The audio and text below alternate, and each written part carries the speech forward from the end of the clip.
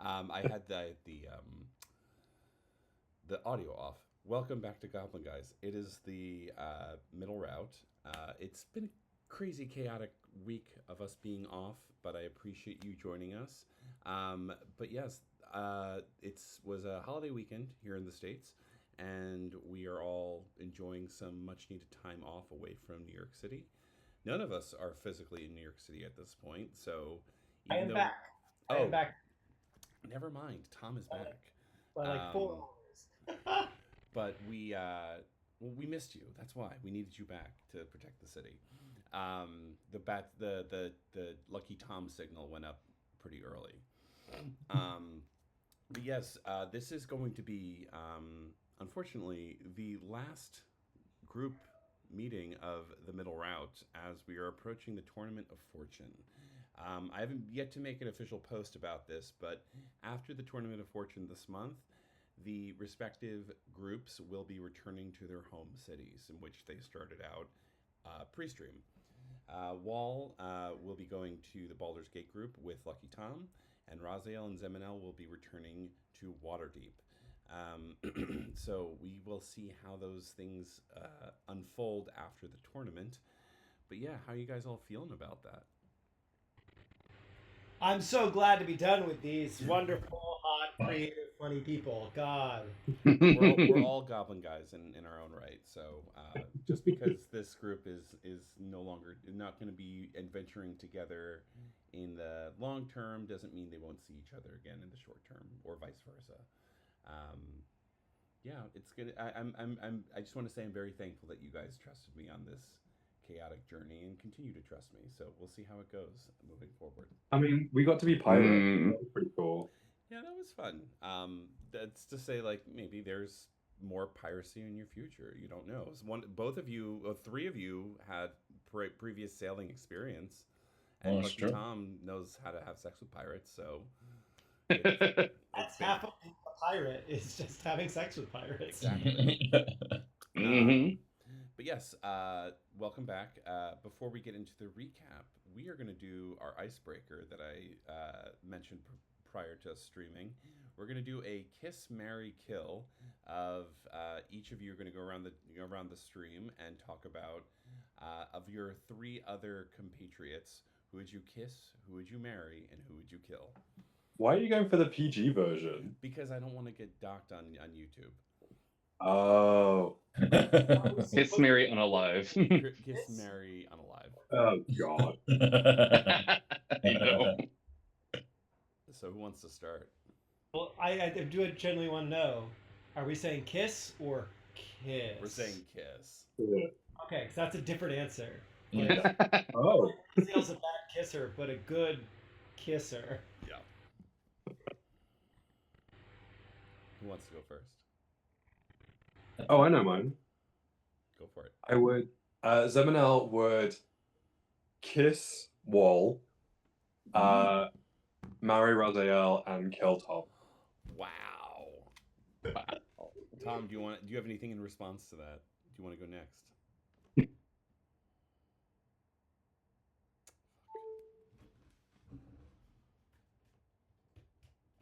I want to change. I'm back. I'm back. Actually, the hard part would kiss because that's wants to kiss all three. That's There could be kissing involved in all of that. true. I think would kiss Wall because there was the opportunity of having a threesome with Wall and his Echo. And that's just Jane, Eiffel great. Towered. Yup. So that's on the table. You would think that I would kill Zeminel from the tension, but actually Tom would live for the tension and the drama, so would want to marry Zeminel just to like nag for and enjoy the game of that, and just keep poking and giving him shit. And so I guess that means he would have to kill Raziel. Wow. Oh. Well, But would Raziel. like to be broken in half by you first. So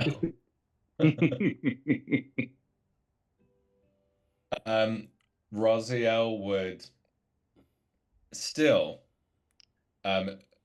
kiss Tom, and then marry Zeminel, and then a wall. He left. He has abandonment issues. It's not, you know. No. You really do now. Yeah, that's fair.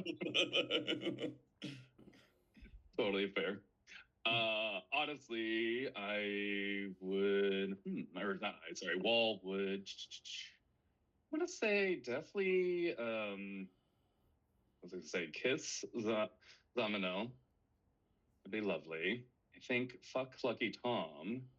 And sorry to do it back in return, but knowing that you come back to life, unalive, Raziel. Fair. Fair.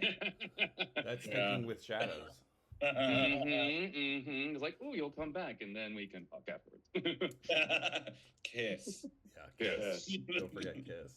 Yeah, I Sorry, think kiss. that's fair. And now you guys, I'd imagine that this is the game you guys played one night on the Jubilant Sun. But thank you for indulging in my weirdness. We're going to switch to What would Gloriana's answers be? Gloriana. But whoever she married, she also tends to kill. So Yeah. Those one and the same. Oof. I think that's the thing. Just Yeah, she is an unintentional Black Widow. She would probably she would probably marry Wall because they're close in the same age. She's not. I don't see her as like a cougar. Like she's not looking for younger men. She wants someone to match her like maturity and her. She has balls to attend. She has ribbons to cut. You know, she needs someone on her level. She doesn't need a little boy toy. That being said, Match her freak. yes, she would marry Wall. She would probably kiss Lucky Tom. I mean, Tom is also good when there are balls that need attending. Exactly. Ending too.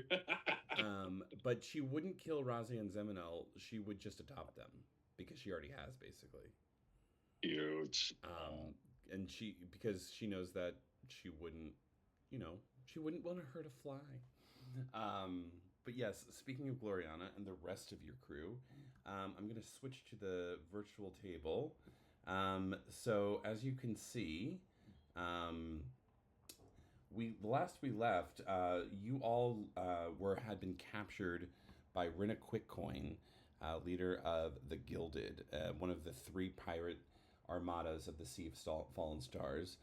After you successfully / unsuccessfully completed a mission on her behalf, you managed to fight your way out, essentially, of her estate. But that was after discovering that you had 2 hidden friends willing to help you. One was Maya, the twin of Malik and younger sister of your friend Zamir from Waterdeep, who is an agent working under the mysterious Orax. She had been basically a handler for Wall in his missions and showed up invisible, but a well-placed sending stone message from Zamir revealed her location. This was stopped by a half-elf monk woman by the name of Kartha, who was sent from the south to look after Zeminel by a mission sent from her from a mutual friend known as Safina, who is from the southern route. With their help, you managed to fight off many of the pirates, but that was not until a very powerful prayer to the god Pelor by Raziel's son Soren called upon a pure white tiefling with white hair, white eyes, white horns, and glowing wings by the name of Halcyon, who basically Thanos snapped Rinna and helped usher everyone outside of the estate. Part of your mission for Rinna was to locate a specific treasure. That treasure turned out to be a warforged by the name of One. He was also helpful in getting you free, but unfortunately, Halcyon did not like one for whatever reason and uppercutted him across the island that you were on. As you were leaving, Halcyon, still holding Soren in his arms, in a not necessarily threatening way, decided that he was safer with him and decided to leave, leaving Raziel a little heartbroken. Wall went back to raid the safes and treasures of the Brenna Quickcoin, and I think you managed to give a few things to your friends and jumped on board. But a day later, you all discovered he had sent a shadow instead. Wall had decided to go with Maya on her ship in a different direction. So you spent the better part of the following week or so traveling west from the Pirate Islands, past the Isle of Presper, and you landed here in Ermlapshire, which was a small port city connected with the city of Darloon. I'd say Wall, you docked at Selgaunt, another port city, making your way to the city of Arkenbridge. So we're going to start, as we go back to the chat side of things, we're going to start with Wall. Can you tell me kind of what was going through Wall's head as he made that decision to go with Maya instead of the rest of this crew? Ooh. Wall's been knowing that he's been having to kind of help along this group, guide them along for kind of directions that he's been under for a bit, but also knowing he's had his own directions to be following, particularly with Maya being his handler and knowing that she was basically there. That was kind of like a surprise to have her there within the compounds, and that there has been other ongoings that are happening nearby, but also knowing that even though Wall isn't directly with this group, he would still be able to kind of keep an eye on them ultimately, because he has gotten a deep fondness now for this group that he never thought that he would have, and it was a very tough decision to be trying to leave them ultimately, but has been keeping close watch of them on their journey. Because you could see through the shadow if you needed to up to that day, and then you decided to go with Maya. Was there a reason specifically you decided to go with her? Trying to remember now what she had said to me. She had basically found out some information about your hometown. That's right. Anything about that, I definitely need to go discover and see what's about it. Yeah, so as you're traveling with her, she says, I was pretty surprised you decided to come with me. It seemed like you became friendly with those guys. No, it was pretty tough ultimately, but as well, anything I can find out about my home, about my people, what things have been up to. So if you have any information, any bit that helps out, well, I've been helping you out. Some of our agents heard of some rumblings up north, near a place called Dragon Falls, a small hamlet to the northwest of it named Glister. There were rumors of this person centuries ago by the name of the Plague Queen, but it was only confirmed when notes were discovered about your town Durlusk to this far south. It's confirmed that she, this Plague Queen, found your people, took them, or at least had agents take them. I don't know more, but I believe our agent will be bringing whatever information they have from Glister, from the Plague Queen's laboratory. Information is very important to find out, to get my hands on. anything to know more about my home right now. And yes, definitely. There's Late Queen. yes, I know you were young when it occurred, but um, it's interesting because this was many years ago, and I'm just I'm. It seems a little interconnected, but I don't know how much of this is just pure fate and just the joys of the universe playing tricks on us, or as she looks towards the west and you see the horizon, she says, or Orax pulling his strings yet again, but and she hands you a paper. Um, it's like been translated. It's clearly one of her doves that had been sent, and she says that a Dr. Warshawil was the one who ordered this raid in specifically for your people's blood.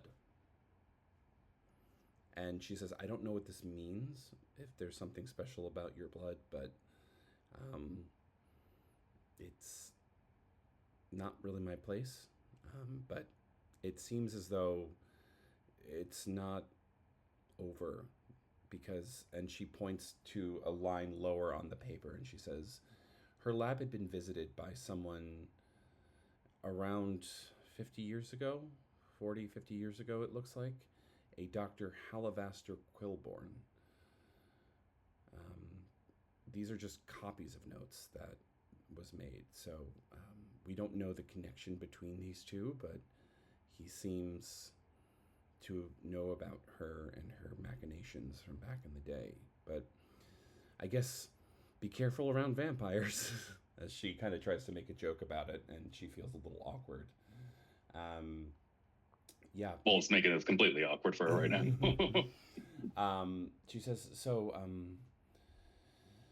we never really talked about this, but she says, you draw your power from the Fey realm, correct?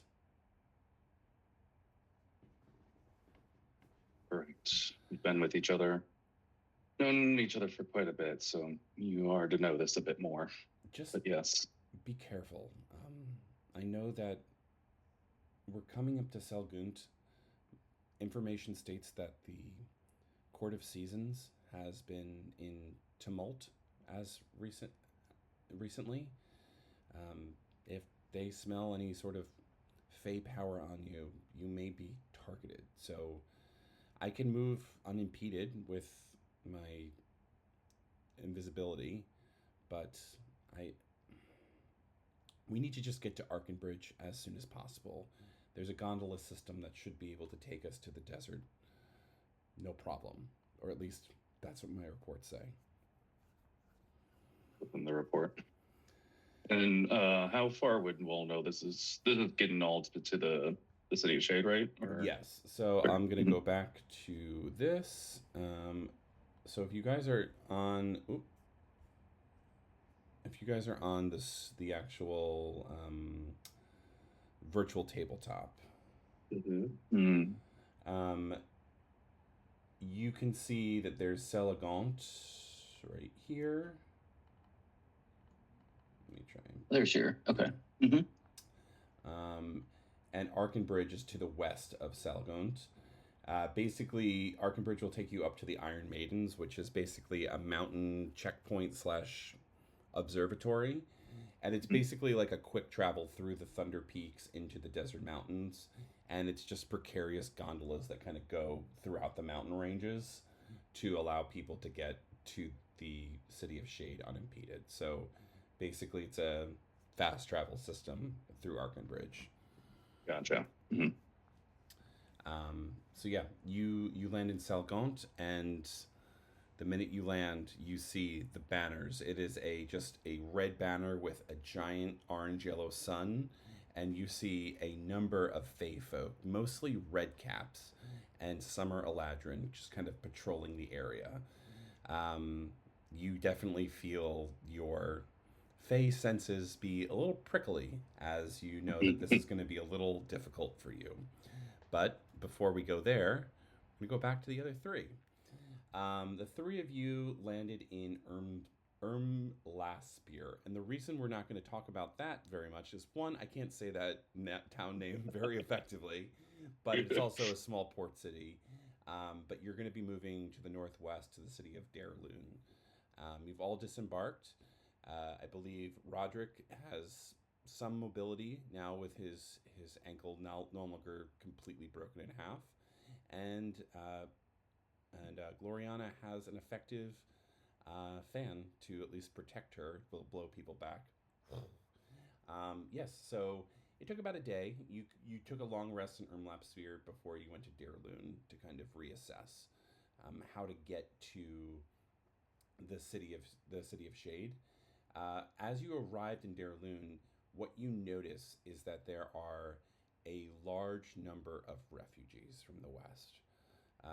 There are people crossing the Dragonmere, which is kind of like that inlet lake, coming up from Westgate and coming basically from the Sword Coast, essentially. They all talk of an amber wave. That there is a there's a large encroachment. It's basically an amber mountain that is slowly moving east. And so no one seems particularly panicked like it's coming tomorrow. It is very much a slow moving storm cloud where people are just kind of like, well, that part of the continent's like screwed up, so we're not going to stay there anymore. So we're going to look for work moving east. So there's a lot of farmers and workers and stuff like that are making their way east just to figure something out. So Darloon is a very busy city right now.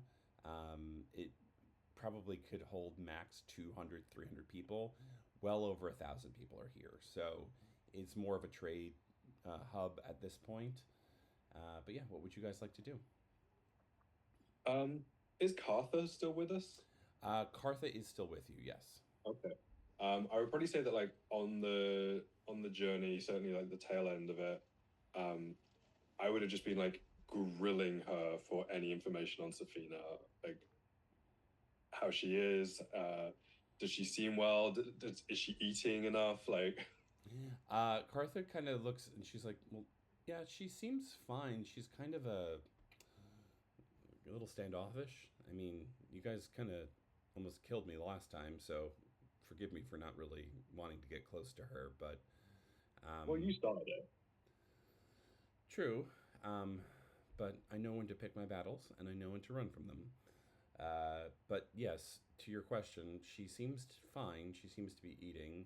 She had made mention about what had happened, what had occurred, where she had met up with she's with Zamir, and a little gnome named Merrimack. They have a talking horse named Maxine, and I chuckled to myself, going, "God, I bet Safina hates her." She seemed indifferent. I mean, if anything, she seemed to be like a little bit less perturbed when I saw her. She's a real like immovable rod stuck up her, if you know what I mean. I do. And they had an older man named Prasa, they called. Am I there? Yeah, I mean, I assume you guys are all together. Sorry, did you say Prasa? Yeah, he seemed like a little tinkerer. Like he had this really sweet piece of armor at the very least. What did the armor look like? And she describes it. It's very like elven and fanciful. But she's like, what really stood out is like she's like, there's like this belt that he pushed, and she's like, I could use that if. Do you know him? I do. At least I believe I do. So does he take commissions? Does he build those? You'd have to talk to him. Maybe I will. I don't quite know the full extent of what he can do. Always a man of surprises. Good. Well, I know that they were moving west. It seems maybe it's fate that you guys are all coming together. I don't know where they are right now, but they do have a marker on me. As she kind of pulls like there's like a pin on her. She's like, I gave them a map to track my movements. They said to. I immediately like start knocking. I'll be like, Safina, hi, Safina, can you hear me? Hi. Nothing. Tucks my head behind the ear. She's like, I don't think it works like that, but you can keep trying. And she gives you the pin. She's like, it immediately gets like pinned right under like, as you know, like the closest layer to me. But as you're pinning this on, you feel your bracelet, and it is the closest Safina has felt physically. She's probably like a day or two's journey west, if possible. But as you guys left Ermslayer and went to Darloon, the amount of ships or transport moving west, slim to none. And even if you were, you'd have to get over the Stormhorn Mountains anyway. It's a perilous journey just to try. You know that it would be a perilous journey just to try and get west. And with this amber wave, you don't know what that means. Does it sound like what happened to Baldur's Gate? I'd say, Tom, make either a investigation or insight check if you're kind of like going around the town. That's not great, but let's find out. That's... Oh, wait! I have reliable talent now. You do. So that means I cannot roll lower than an 18 investigation. Okay. And I can give you guidance. With guidance, yeah, you'll definitely find out that it seems very similar to what you know happened to Baldur's Gate. And you even knew that Marwa, before she started manipulating the spell, is that Vayril Aloran, the one who originally cast it, did it in an incomplete way where it was going to expand. So this is not surprising news in so much that it's starting to cover the rest of the continent. Yep, it's just that's first confirmation I've had that the Amber is still there. Yeah. Yeah, people talk. There's like there are some people coming in from the city of Priapearl and Prosker to the west across the Dragonmere, saying that they were hosting a contingent of the Evermeet Crystal Court. A bunch of researchers were looking into it. They're like trying to figure out how to push back, but all of this, you meet people from the city of Greennest. The people are from Grailkin, from Elturel. People have been displaced as they've been escaping this. There's a lot of rumors that once it hits water, maybe it won't expand because it hasn't gone west. But it may just be like affected differently by water. You're not sure. So that's why people are trying to get to the Sea of Stars at the very least. Raziel, what are you going through? Raziel's been very quiet, quieter than usual. I don't think he's interacting much.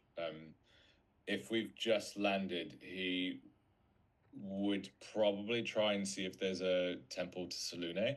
Okay. Yeah, do a investigation check.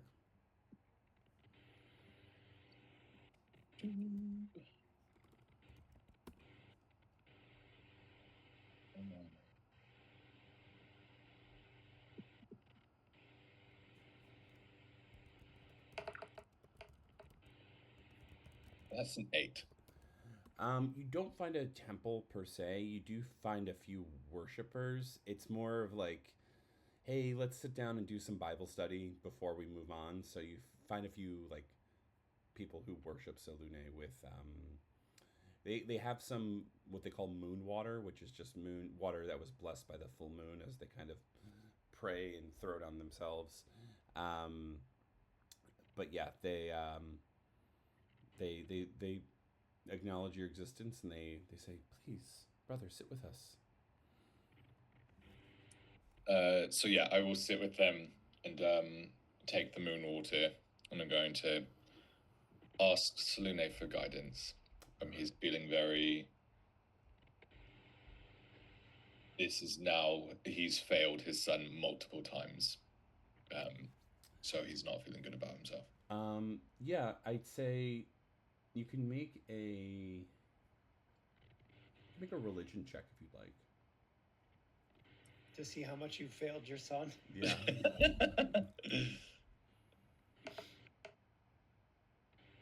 That's a 12. Yeah, I mean, this is more of just like if you remember like any sort of rituals or prayers to connect with the goddess. It's hard because it is the middle of the day. It's a little overcast. It's a little rainy. So it's hard for you to kind of feel her light, if you will. But she's there. And you kind of get you can get messages or just kind of information from her based on like what you see in the moon in terms of what phase of the moon it is. And what is it today? I'm gonna That's ask. a waning gibbous. So the waning gibbous, it's a... You definitely get the sense it's like, okay, this feels like a very dark time for you. It feels like the light is running out. But just like a waning moon, there's still light to be seen. There's still light to be found. It's not that you've lost him. It's just you've lost track of him. But you can find him again, and you know where he's going to be. It's the reassurance that like, hey, I can't do anything about this right now, but you might be able to do something about this in the near future.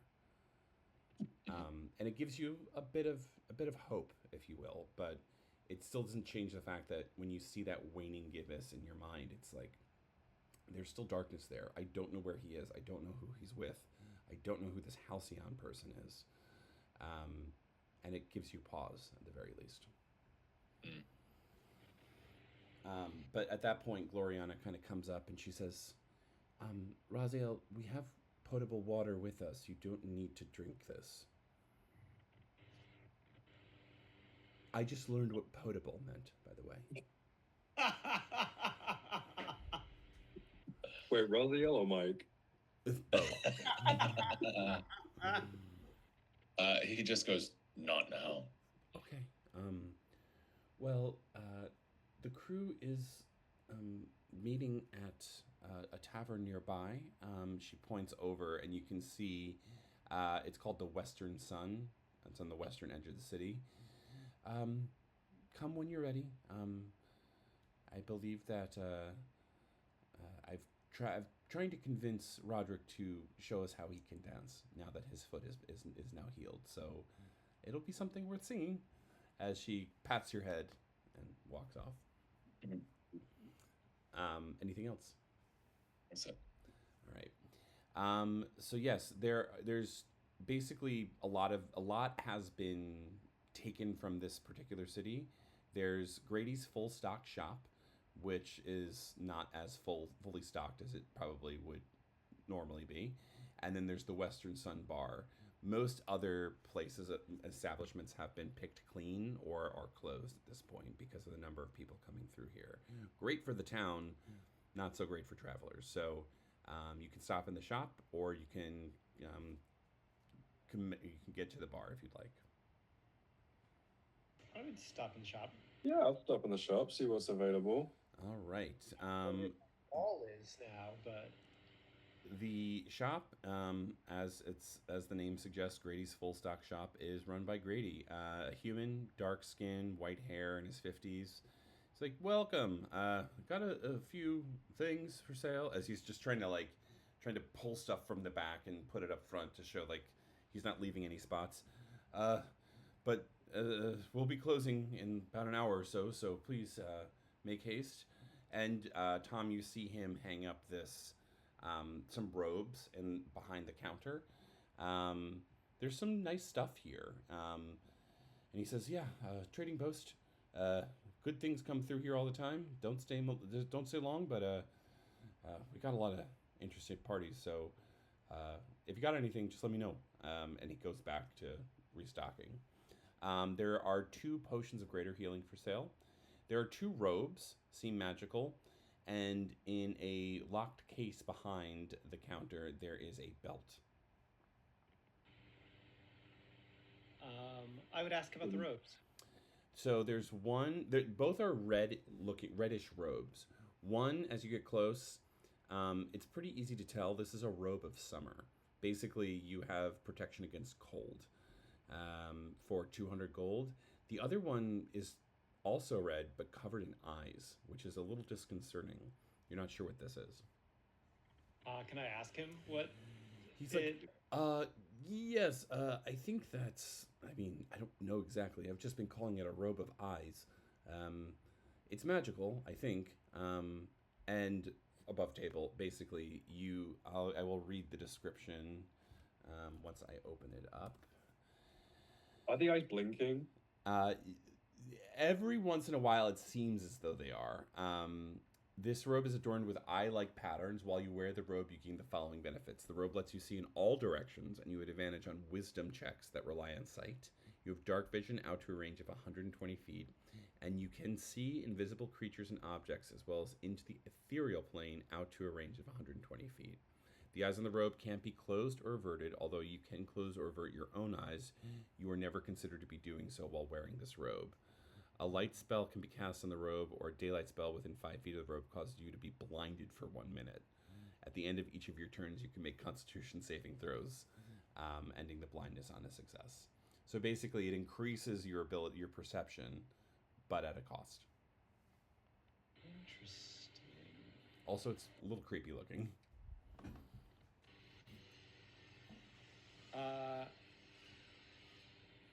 I'm curious about the.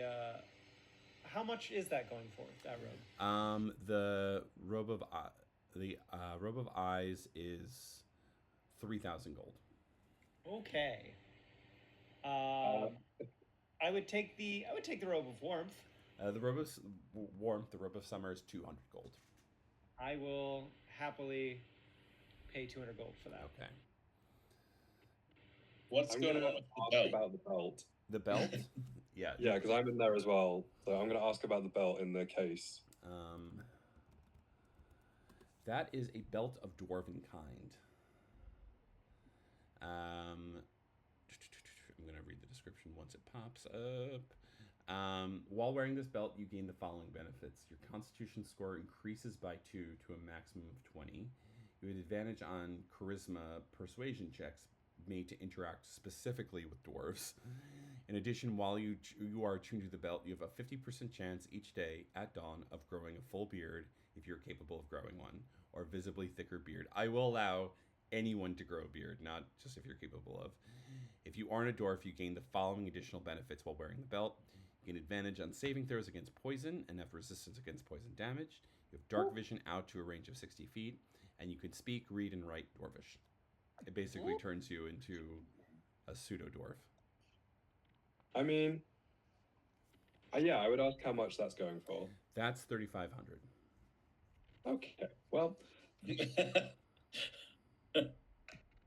that seems lovely, but I'm about 3,000 short, so okay. I guess we'll leave that one then.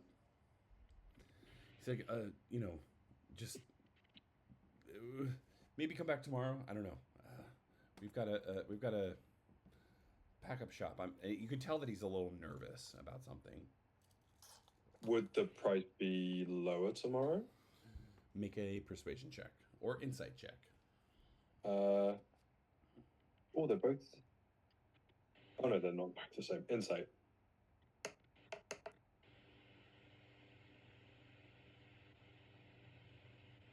What'd you roll? They're sure. Not for me. Okay, not for me either. Let's try this again. Oh, there it is. 13. I don't see it, so I'll have to rely on you. Yeah, it says 13, but Okay. it's not adding anything. Oh, 12. It adds +9. Oh, yeah, you get the sense that maybe if he's super desperate tomorrow, he could be talked down. Okay, I will keep that in mind and plan to come back tomorrow and see if I can get him down to 500 because that's all I have. All right, at the Western Sun. It's bar slash tavern. Most of the tavern is actually sleeping outside in tents because there's no room. So it's a safe location. It's more like camping outside than anything else. But you can buy. Vera is a half elf woman in her 80s. She's young looking, dark brown skin, dark brown hair. She says, "Well, we don't have any rooms, as you could probably tell, but make yourselves comfortable outside. We're not going to charge for you sleeping in the dirt, obviously, but we will be charging for any food that you might need because we are running out quick. So we are taking orders now. What do you want? We have bread and we have wine and we have some meat that I think might have been a horse." We'll take, yes, for each of us. Okay. 3 of you? 4 of you? 5 of you? 3. 3, I guess. Raziel, have you joined us? Yeah? Yeah. Okay. And those two, and she points over to Gloriana and Roderick. She's like, "Are they with you?" Because she was okay. I'll and you can tell she's frazzled. There's too many people for her to be dealing with. She says, "Give me 2 hours, please." I just think we're like, would you like some help? I would love some. Do you know anything about cooking or running a bar or dealing with rowdy customers? I can fix an oven. Okay, great. I think Mars broken. I haven't been back there in a day and a half because there's so many people here. I just go and I fix anything in the kitchen that needs fixing, like mending and the gloves and everything. All right. Tom, Raziel, anything before you guys turn in for the night? I think we're good. No, he'll probably drink a hearty amount, but other than that, no. Before we end for the night, Zeminel, Vera lets you know, she says, "Oh, you can roll a skill check if you like, but I'd say it's a pretty simple stove. It was just clogged at the top, and you're able to at least make it work a little bit more effectively, and she's very thankful for that. And she says, "Here," and she gives you a ticket, and she says, "This, I'm not going to be able to make this. My husband got us tickets to take the gondolas in Arkenridge. Beautiful views for our anniversary, but I'm making so much money right now that I cannot afford to take off for our anniversary. So it is a way of thanks. Please take these. They should allow your entire crew to go with you. I can't say that it's gonna be very enjoyable, but you get to see the desert near the City of Shade, which is very nice. This time of year, I've heard. But the best I can say. I would say room and board is free, but you're sleeping outside, so I apologize." I take the tickets. I try not to like snatch them because I'm just like, "Oh fuck it, this is how I get to her." And I'm about to turn away and I say, "Oh, one more thing. If a woman with a peg leg and an eye patch in here comes in here looking like very pissed off, that's Marion Stonehill. Let her know that Zeminel is leaving word. We are headed to the City of Shade for the tournament." She says, "I will do my best to remember that to the best of my abilities. But honestly, honey, like it's in one ear out the other. I will do my best. I promise." And she's like, "Okay, Honey. it's the midnight shift. I've got to go. I love you. Thank you so much." And she goes out the door. She's both loving this. Love you, like in terms of like, thank you so much for helping me. Not like, I'm in love with you. Again. But yes, through your communications around these campfires and talking with people, you do hear of a gondola network that'll take you to the City of Shade, or at least to the desert outside the City of Shade. There's rumors that it hasn't been working as effectively lately, but a lot of people aren't interested in taking it as a means of escape since it goes west as opposed to east. So it's, they're aware of it, but no one's really rushing to fix it at this point if there's an issue. But the only way to get there is through the City of Arkenridge to the northeast. Okay. Arkenbridge, sorry. Oh, wait. So we have to go northeast first, and then we could get on this gondola. Mm-hmm. Got you. Okay, well, like, I go back to the table to the others where I assume like everyone's eating, and I just say, I have a way to the City of Shade. These gondolas go through is it the Thunder Peaks? The Thunder Peaks, yeah. Yeah. these gondolas go through the Thunder Peaks. The landlady's not using them; she's making too much money. But we have a way west. Amazing. I mean, Roderick will have his like vertigo that he gets, but that's fine. As you look over, Roderick is just dancing on the table, and Gloriana's just like. What style of dance? It's a really bad like Irish jig / step dance. With a bit of Julia Stiles from Save the Last Dance. Yes. Oh no. The hop. Yeah. Oh, it's the nose rub for me. Like, oh, Julia. Yeah. Anything else before you guys go to bed? I mean, would we sleep on the ship? No. The ship is left. Scandal left you guys at Umla Sphere, and she went back to because. Oh yes, we said bye last episode, didn't we? Yeah. So your I heart. mean, I guess we should take watch. One of us. Yeah, you can all take watch. It's like at least 40 people nearby, so it's not. You can take watch of making sure that nobody's trying to steal your shit, but no one's really trying to mess with you guys. You look pretty intimidating. I was going to say fabulous. Yes, but as we shift, Wall in Arkenbridge, you arrive. You manage to get through the city of Selgaunt unnoticed with help from Maya, but you are moving closer and closer to Thoros High Sun's seat of power. Through your journey from Selgaunt to Arkenbridge, you have heard there is a dispute between the branches of the Court of Seasons. You know a little bit of the Court of Seasons. They are a group of Eladrin from the Feywild looking for the Prince of Twilight. They are all four of them. There is Aurelia Petalbrook, Thoros High Sun, Helgara Rhymantle, and I can't remember the Autumn guy's name, so I'm going to look him up. Varen Highshade, I think it is. I'm going to look at the wiki. Eredorn Vale. Eredorn Vale, yes, the Autumn Eladrin. They each represent one of the four seasons, and they have very different perspectives on how to kind of find this Prince of Twilight. Thoros, who is the Duke of Summer, is, as a Summer Eladrin are wont to do, very fiery and very quick to anger, very much willing to, use offense as opposed to defense. He's in direct conflict with the Viscountess of Winter, Hilgara Rhymantle to the north, where she believes that she can convince the Prince of Twilight to assume his role as king, whereas Thoros wants to force him.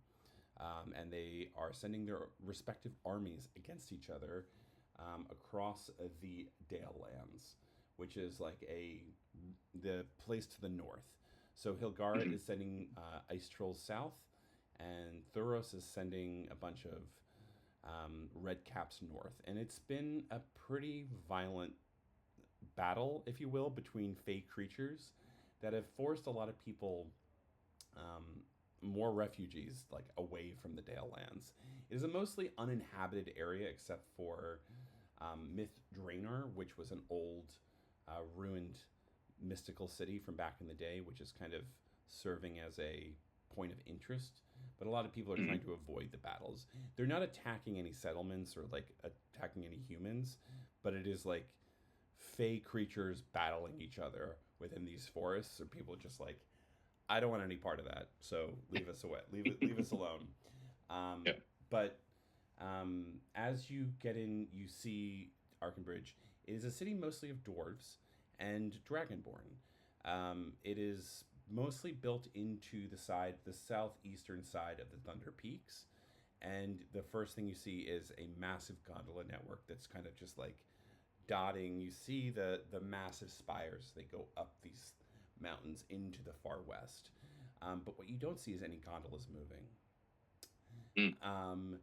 You make your way through town. I'd say make a stealth check for me, please. Are you trying? I guess I'm assuming you're avoiding Thoros and his Yes, people. and I've warned Maya we want to try to keep a low profile as much as possible. I know a lot of machinations that are going on with the courts right now, and we want to stay as far away as possible. Yes. So make a stealth check for me, please. Yep. See if that'll work.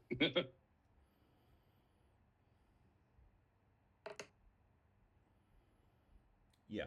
So especially with Maya's ability to turn invisible, she helps kind of lead a path forward and clear a path forward for you to get to different locations safely. But as you get closer to the, you see there's a few places of note within Arkenbridge. There's what they call mile marker 0, which is where the gondola is stationed. It's either the beginning or end point, both the same essentially. But you see that there seems to be some people working on it. There is a pub/inn named the Frayed Knot. And then there's a general store called the First Stop. And it seems very much like this is it's almost like a cruise ship docking location where it's like, hey, this is where we start with the tour or end with the tour. So a little bit of a tourist trap. But you notice a lot of the dwarves work in the mines and kind of gather the materials. And a lot of the Dragonborn work on kind of the mechanical engineering side of things with regards to the gondola. And some of the dwarves do as well. But as you get closer, you see one dwarf working hard at making the gondola work. She's just kind of got her head down. What would you like to do? Do I notice or sense any sort of like, I guess, Fey association on them, or like what's going on, or is it kind of more neutral? It's more neutral. She seems to be both engineer, some sort of builder. She's alone at this point. People are kind of off to the sides, working on other things, but she is doing her best to kind of. She's working on some sort of mechanical situation with this. Gotcha. Okay. Wol's gonna strut up and. Pardon me, madam. She turns around. She's got like graying red hair with like a well-kept beard, and she looks at you and she says, "Oh yes, hi, yeah. How can I help?" Just noticing you working on all the gondolas, the mechanics here, and seems things aren't moving along. Just checking to see what's perhaps happening here. And she looks up at you and she kind of just puts the rag around her neck, and she says, "Honestly, I'd work faster if my hands worked a little bit better." And you can see she's got like her hands have looked damaged at this point, like something, they're a little locked and they're not moving as quickly. She's like, "I know what I can do, what I should be able to do, but my hands just don't move as well as I'd like." So still the mind is willing, but the body isn't at this point, as they say. Certainly. And of course, you're the only one who's able to work on this. Well, I think it kind of comes and goes sometimes. I've got memory issues. Sorry. Are you here for the gondola? Ideally, yes. Yes. I think I should have it ready in like a day or two. We have some issues, and she looks off to the distance, and you see a group of red cap, which, for those of you who don't know, are basically like little gnomish creatures, but like a little bit more ugly, with red caps on and iron shoes. As they're marching in like an army formation, she says, "The court has taken some materials that I might need. Have you heard of pale aetheryte before?" Yes, I have, yes. They seem to be hoarding a large swath of it, which would be helpful in replacing some of these gears, but I don't want to. I got yelled at last time, and honestly, I'm tired, and no one's really asking to go on the gondola, so I don't see the point. I'll just wait for them to leave and take what I can get. I mean, these gondolas have been working for eons. It's been the way to get through, so there seems sure everyone would be needed. If you were to receive some of this, would anything be amiss, knowing that, or no one would think otherwise, that they just happened upon you?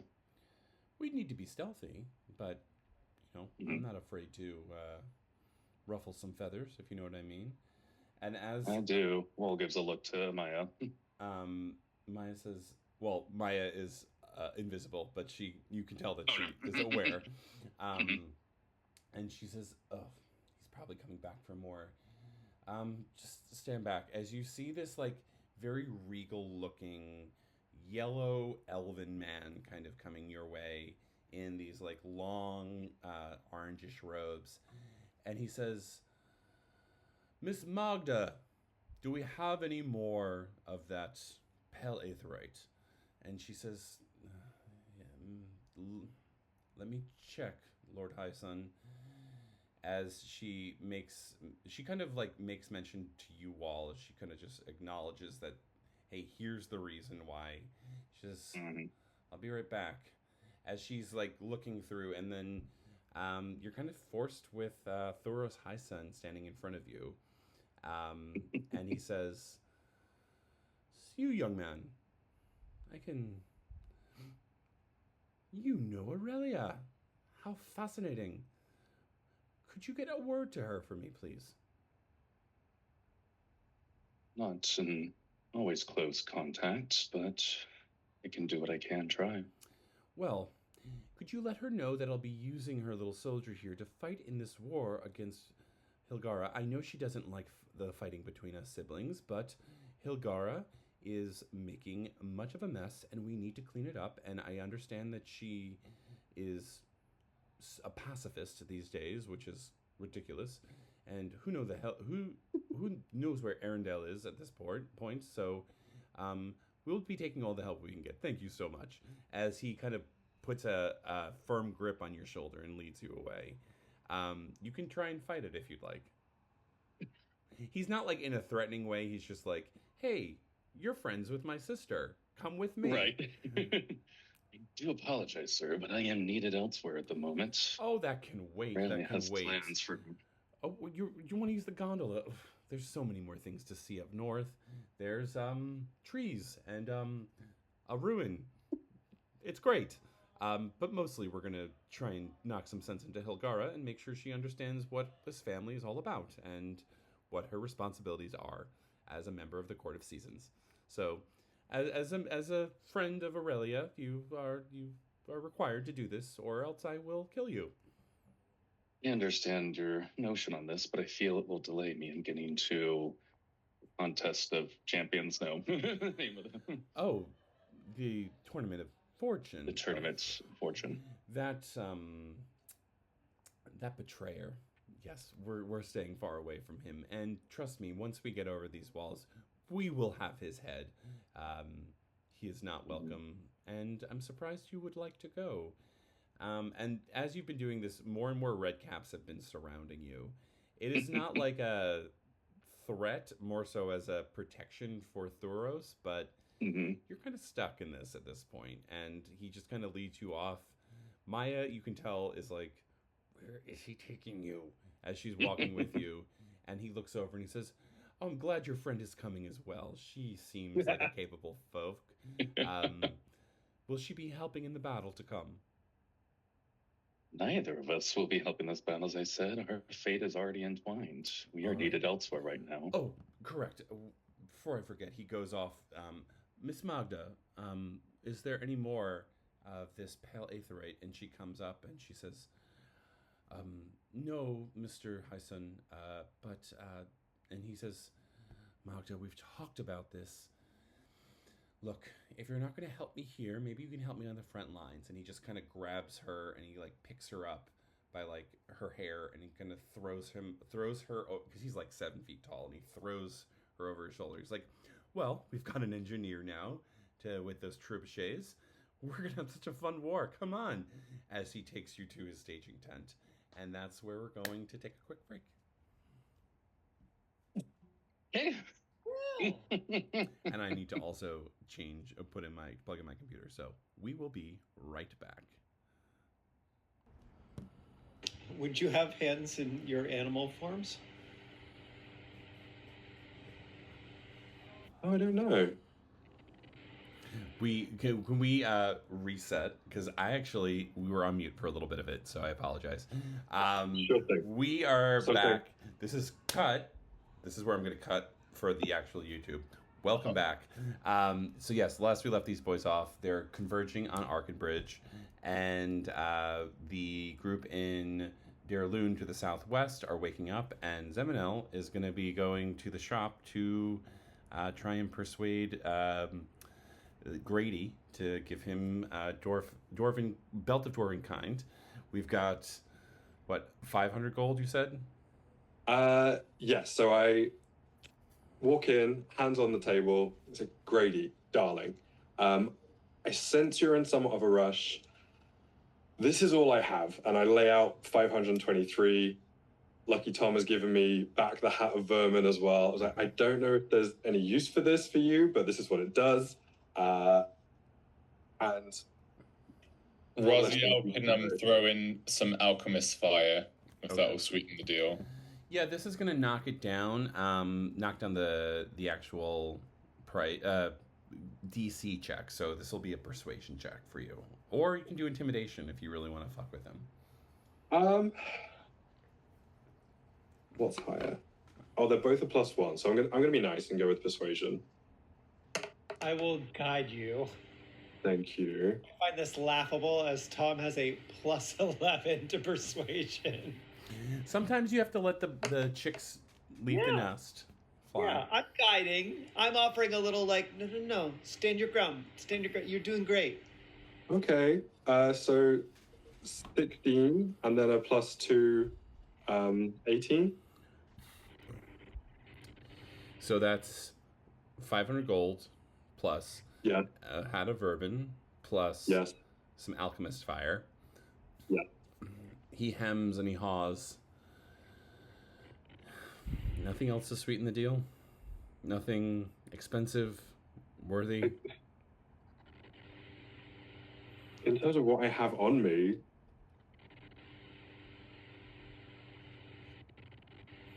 He looks, Gloriana kind of comes in with Roderick, and he looks at Gloriana's wig, and he's like, there's some jewels in there I would take.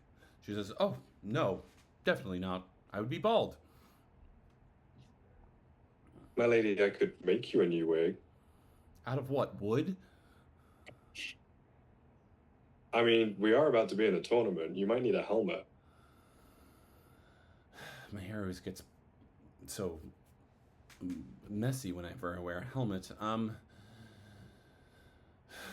Just Don't think of it as a helmet. Think of it as being a fantastic headpiece, a one-of-a-kind work. I'll make sure that I also add just a little bit of flair to it.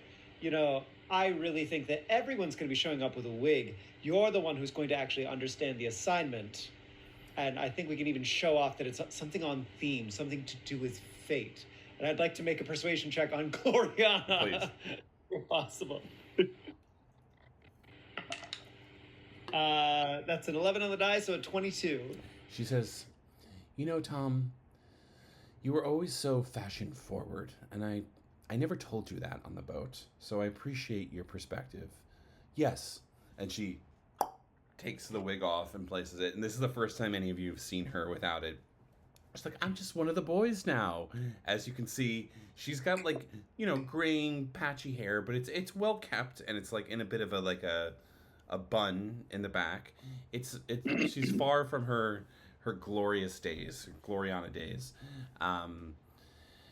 Says, you may take this. Just whenever she wore a different wig, she always had like bejeweled it, and it never looked anything fancy. It was just like a number of jewels. But as you see, like she's pulling this like rope of jewels out, and no one ever noticed it, but it was like just kind of ratty and built in, and it's just more and more jewels as it's just like this giant like thing. And she's like, here, as she gives it over. But she looks at the three of you and she says, but I require this. Raziel and Zeminel, we're going back to Waterdeep, but Lucky Tom, I do expect to visit every once in a while. I need to know that you're doing okay. That would be my genuine pleasure. Please. Because I feel like I've still not seen you in your element, which is actually at a ball. Yes. I mean, I need a new hip, most likely, but I can still dance like the best of the young ones. I can make you one of those. What, out of wood? Why must everything be out of wood? She says yes, and so you definitely have enough for the belt of dwarven kind. A heartfelt thank you to Gloriana, and then a mouthed thank you over her shoulder to Tom's. And I present our motley assortment of payments to Grady. That'll do. Thank you. Here, and he kind of unlocks it. So, just to be sure, you're comfortable contracting a beard, most likely, correct? I mean, I'd only look more fabulous. Oh, great. Just checking. It's consent. You know, knowing what you're getting into. Thank says, you. So he hands it over. So yeah, you guys can take the better part of the day. I'll allow you to attune to the belt of the dwarven kind as you make your way northeast to Arkenbridge. Do you guys want to do anything either before you leave or on the road northeast? Belt of dwarven kind.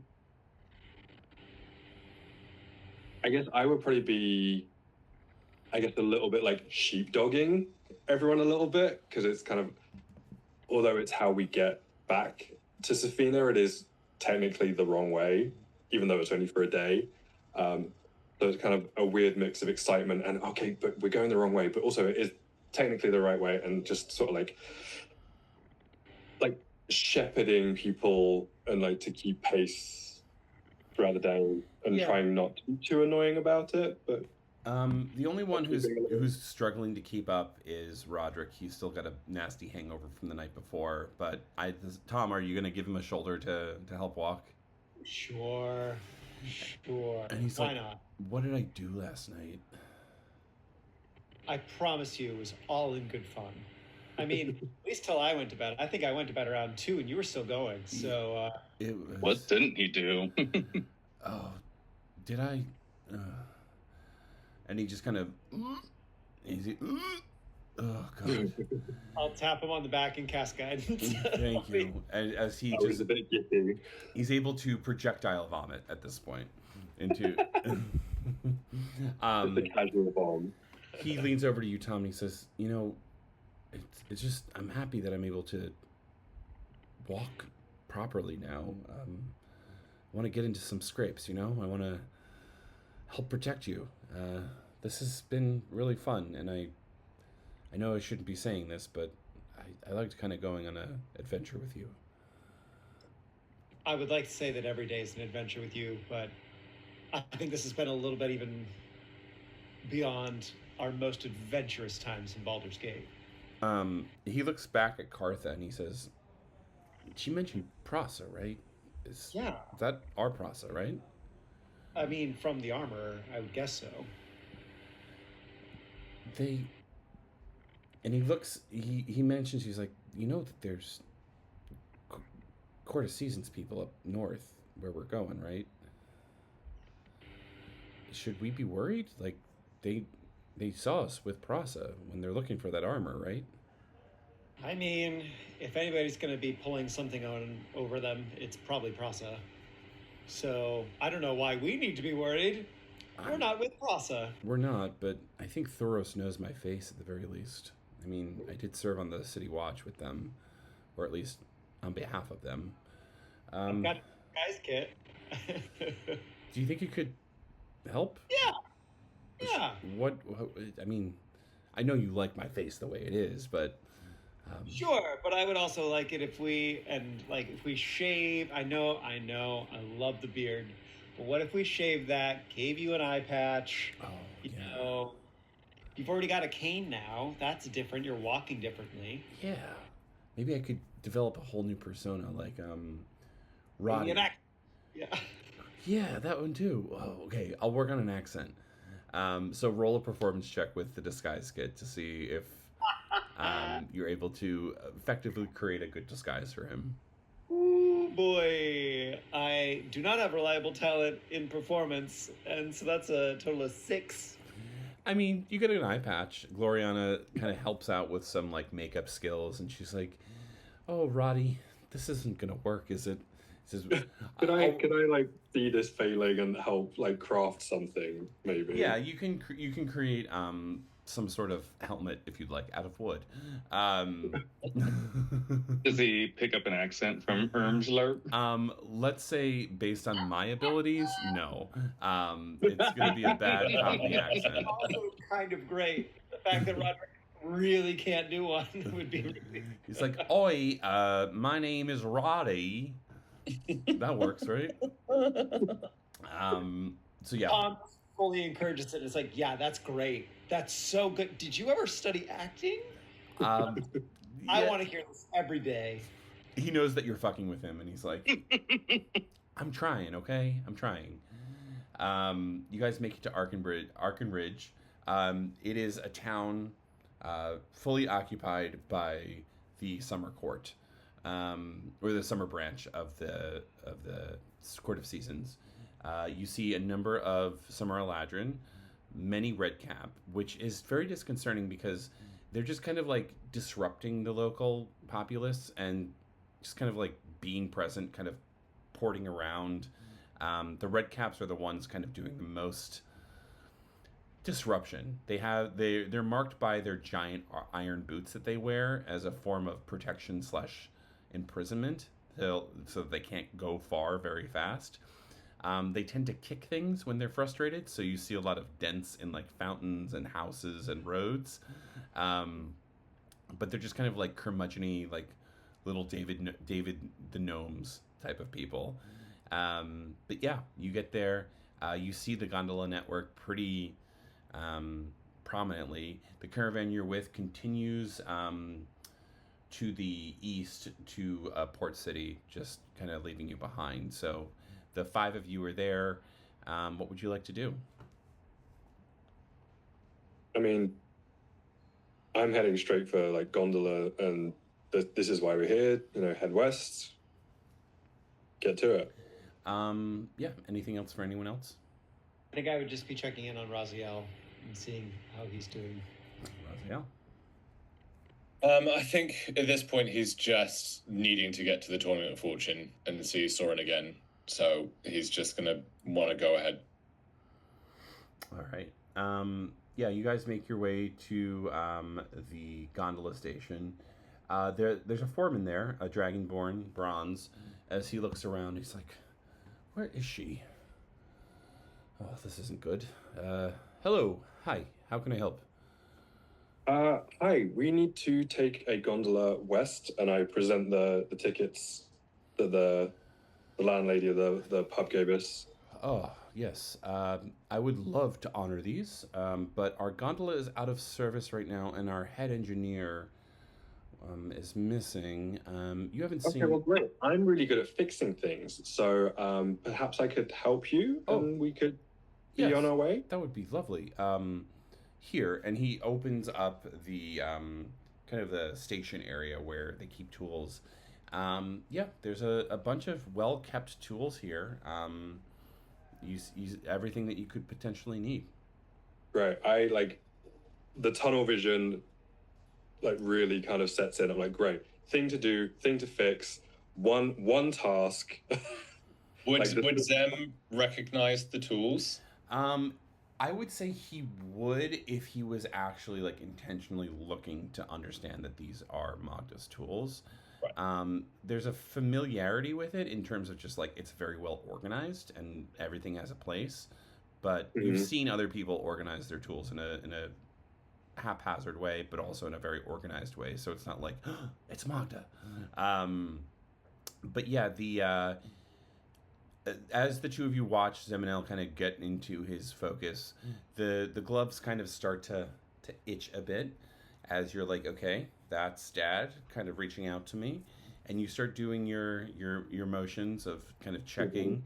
The foreman, his name is Gregor Emir, and he basically says that there is a failing in one of the joints in the northern part, the point that you're at. it's just not safe for the gondola to take off. And they had been supplementing their iron with a new substance that they had come across called pale aetherite. But they're running low as the Summer Court had been utilizing it for their attacks to the north. And their head engineer has gone missing, and he was getting angry with her because she was giving it away without like real. He's like, yes, I took her in, no memory, just wandering around the streets. I knew she was capable, but shouldn't trust a woman just come off the boat from Cormier, trusting her from nothing. Ugh. All right. Well, if you can get it working, just let me know. And you got a job here if you do. As he walks off. Okay. I would never trust a woman. Bristol at that for sure. I guess I'm then going to ask, because I don't remember, if, like, Raziel, do you have any of the pale aetherite still on you? No, my bracelet dissolved or It was disappeared. I can't get any off what I'm wearing, can I? You could certainly try. I mean, if no one else has any, then I'll give it a shot. I'll like try and take one of the tools and place it in like the vice, I imagine, and Have you, correct me if I I'm wrong, can. this is the first time you've ever tried to take it off, correct? Or you've done it before in the past? Yeah, we would have, very early on when we were first taken, we'd have like tried to remove it and take it off. I don't think I've ever tried to like dismantle or take a piece off of it before. Okay. Yeah, as you kind of strike at it or try and use the tools around you, you are going to take 8 points of necrotic damage as this like surge of energy kind of goes up your arm and into your brain as you all see him just kind of seize for a minute the minute he strikes it. Jesus. Oh, okay. Well, that's not an option. Oh, fuck. Is this your again? And I guess I am then going to look for an alternative to the pale aetherite.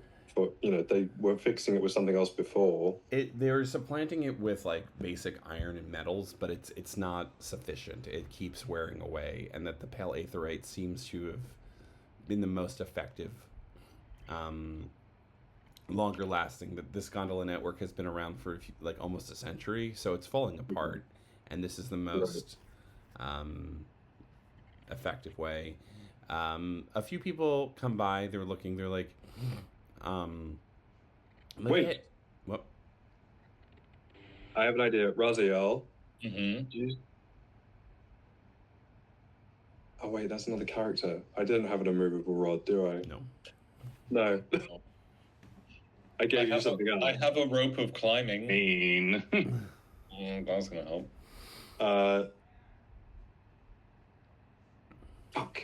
Then I guess I sort of turn to the others and say, well, I guess we either need pale aetherite or enough iron for a day's journey. This thing doesn't have to hold together forever. It just needs to get us to the City of Shade. So we know that they're the Summer Court is hoarding pale aetherite. Yes. I mean, we could try to steal some. All right.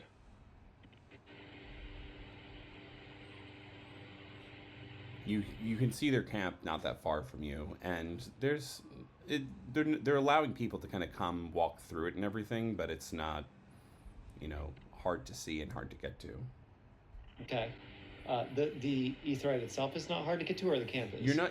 I mean, You've seen what pale aetheryte looks like. That is what the memorial crystals were made out of. So you don't see anything that big anywhere, but you could spot it if you were in it. And based on your conversations with Raziel and Zeminel, you know that it can be in a smaller form if needed.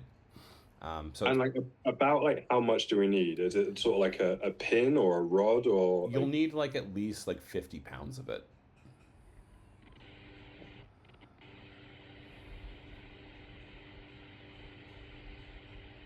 Well, I guess we have to.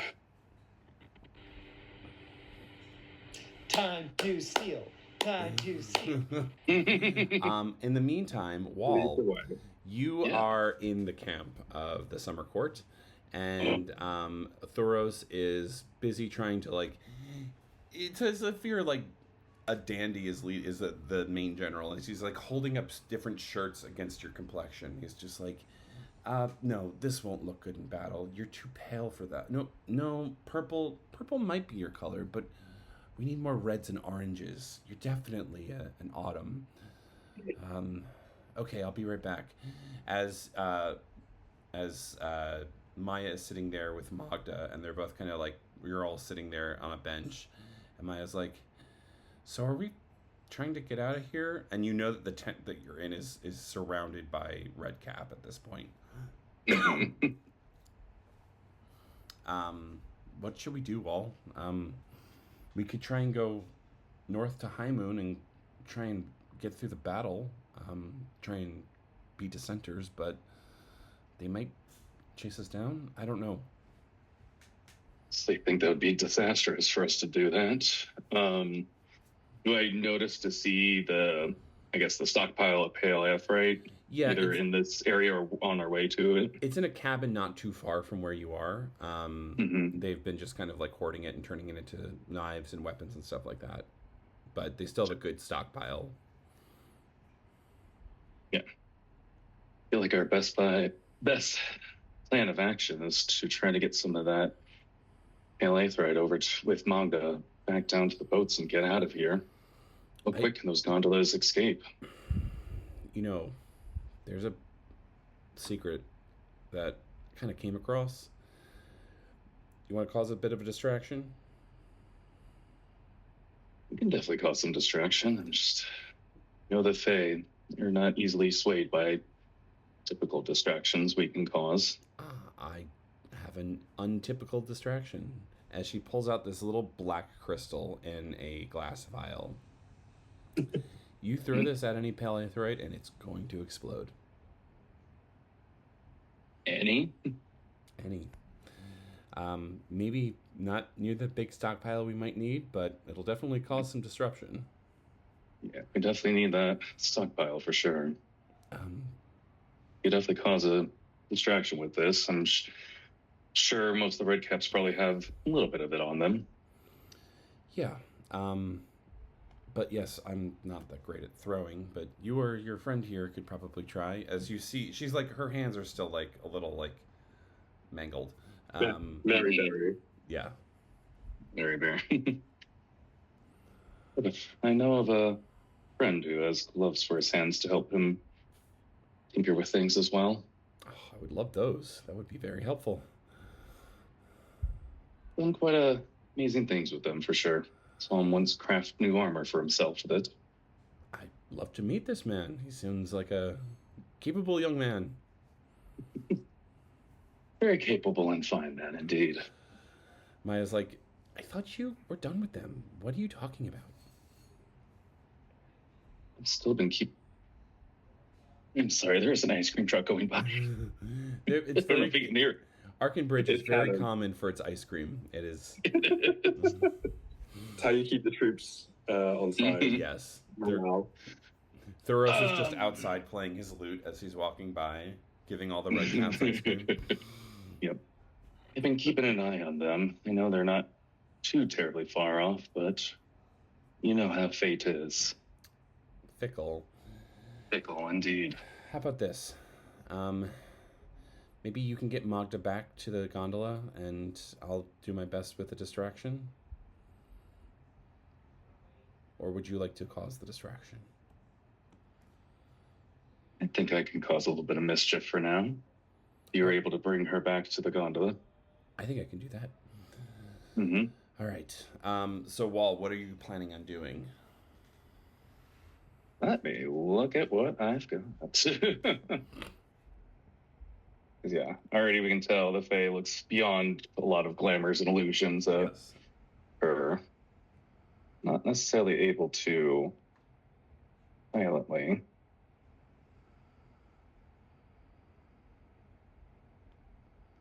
I'm trying to say, I don't really have much later for causing a big distraction on this, You but can yeah, I easily could definitely throw this black crystal. As you touch it, it kind of like burns a bit. You do remember this. This is something called necronics. You haven't seen much of it in the last couple of months, but you did encounter it when you were closer to Thay. Is this similar to what was thrown at the obelisk when I first met this crew? Sorry, it's not necronics. Let me pull back. Okay. This is Viviker, not necronics. My mistake. I mixed up my entire lore. It's a little blue vial, blue glass vial of blue goo. Basically, if you throw it, I don't think you've ever encountered. No, you did. You saw your friends with a grenade mixed with Viviker and necronics. You can throw it at pale aetherite and it will explode.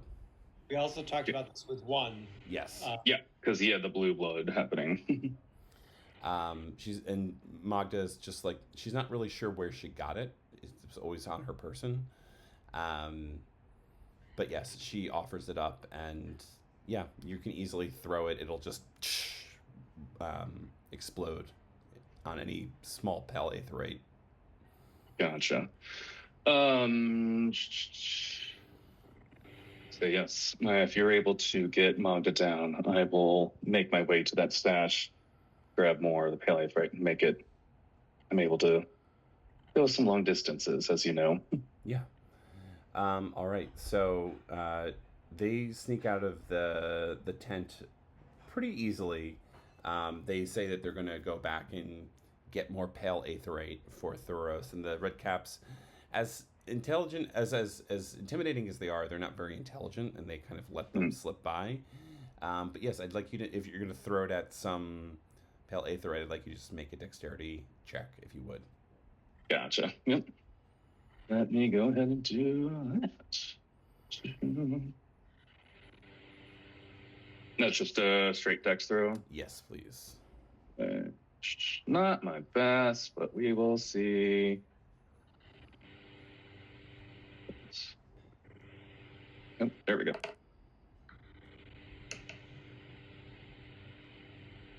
Yeah, you managed to cause a small explosion.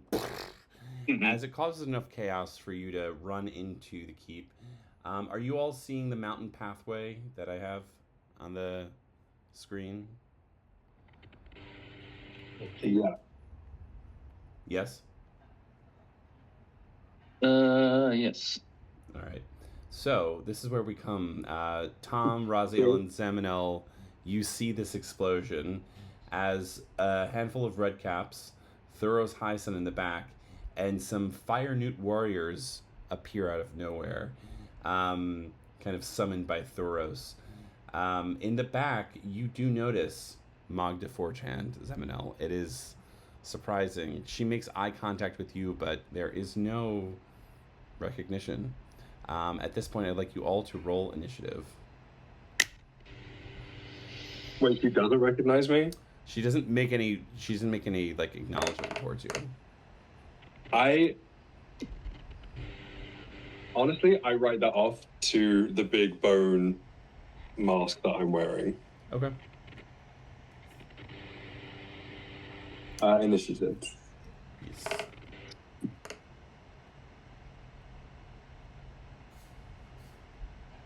All right.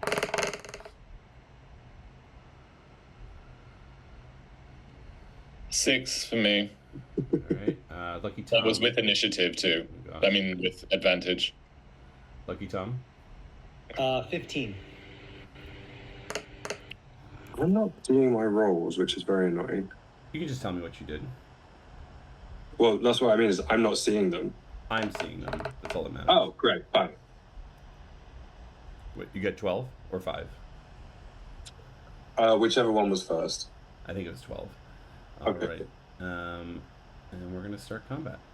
At the beginning, Thoros is going to use his longbow on you all. At disadvantage. Oh, yes. Oh, no, wait. Let me do roll this self.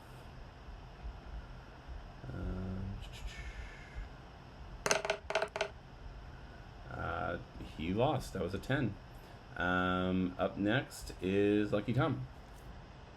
So I see wall, and I see, like, kind of that stuff's going down. Yes. They're all... these red caps to the south are protecting the area where these fire newts have been summoned to attack wall. I will actually cast Bane Okay. on Thoros and Fire Newt Warrior A and B. Okay. So I need charisma saves from all of them. Thoros is going to make a 10. So I'm assuming that's a fail. Fails. It's a charisma 15. Alright. And Fire Newt also fails. Fire Newt also fails. So they're all baned. Amazing. So I'm concentrating on that.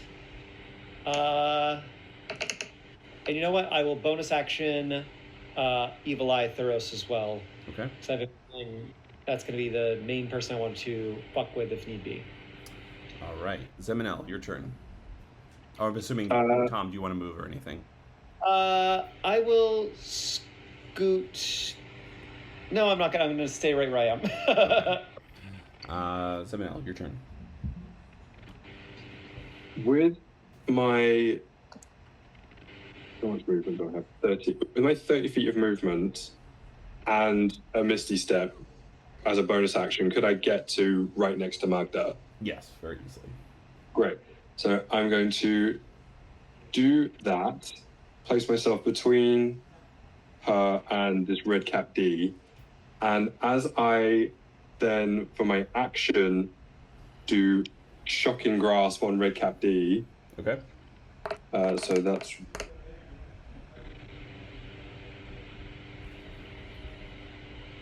I'm not seeing any of that. So is that hit? That was... Oh, where did that go? I'm not seeing it. It was just... It rolled a 2, so... Another +9. Yeah. So, unfortunately, I think that Okay. is a fail.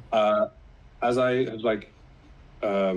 run up, Misty stepped, I've looked at her and said, "Where the hell have you been?" And been so distracted that I fumble my Shocking Grasp. She kind of looks at you and she says, Do I know you? I only get 6 words per turn, right? Yeah. Yeah, well that's it. Yeah, where the hell have you been? Yeah. Fire Newt Warrior A is going to attack Wall. Where the hell you been? Scimitar 10 to hit is a miss. And another 6 is a miss. Fire Newt B is going to go up to Wall again.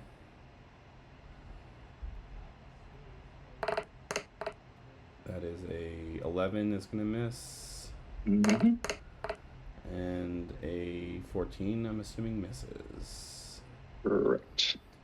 Fire Newt C is going to see Zeminel appear and try to attack, and is attacking him. God, I'm rolling terrible today. 8 and 10.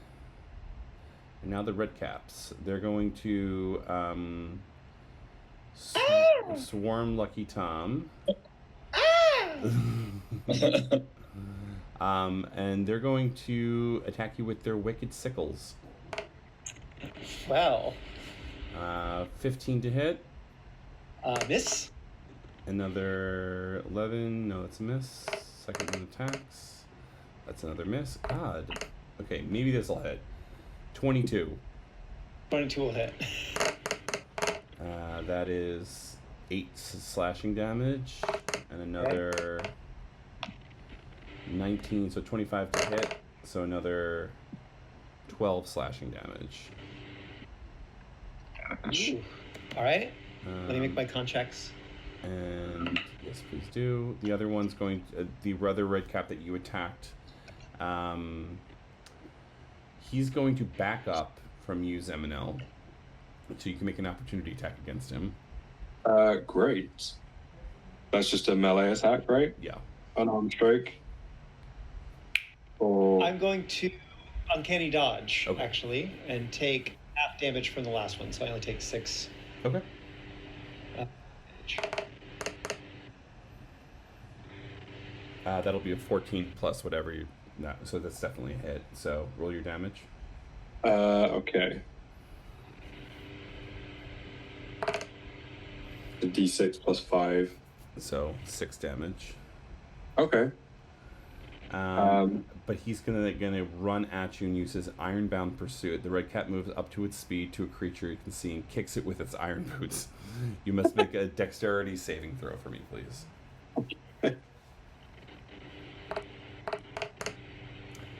There's a plus 2 to that. Yeah, that's a fail. In the shins, just like, ow! You take Fuck. 27 bludgeoning damage and you are knocked prone. I look up at Magdra and say, do something! She's like, right. And she, it's her turn next, and she's going to attack with her hand axe. That's a miss. And that's a miss. Up next is Maya. She's going to run up to you and attack these guys with her 13 is going... Is that going to hit? I forget their AC. Yes, it's actually going to hit. So she's going to roll...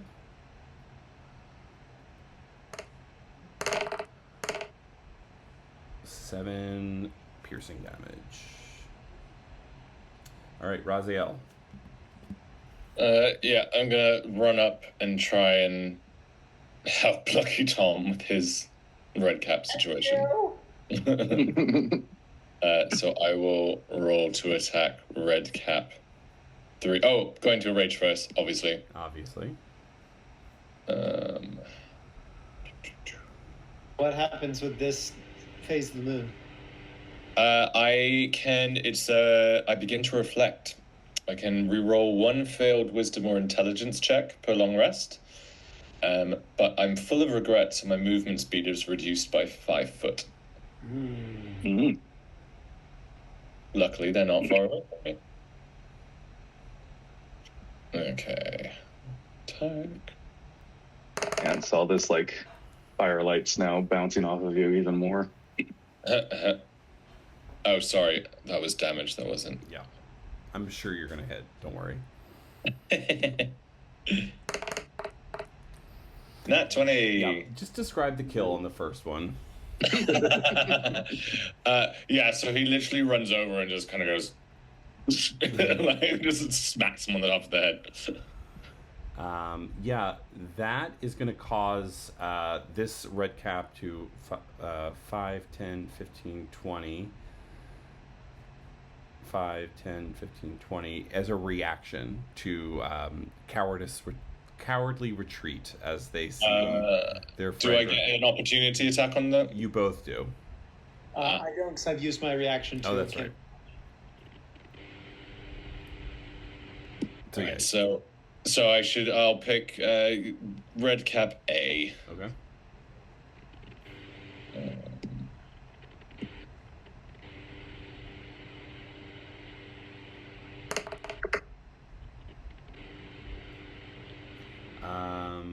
Yes, that hits. Great.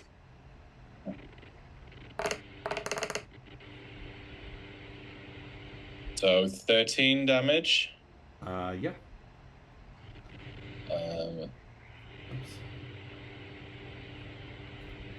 And then, is that it? You still have a second attack, I believe. Ah, yes. Okay, I'll hit the same one again then. I'm assuming you're gonna move up to him. Yes. Well done. Where am I? Thank you. Um, 13? No, that's a miss. Okay. Anything else? No. All right, Wall, your turn. Finally. If you would allow, I've had my echo out Yes. prior to battle. I see him. Gonna have it run pretty much behind, but then bonus action swap between them. Okay. Then start attacking out at the Fire Newt Warrior B. Okay. And let's just start with the initial with my lance. That's a hit. 18 to hit. Awesome.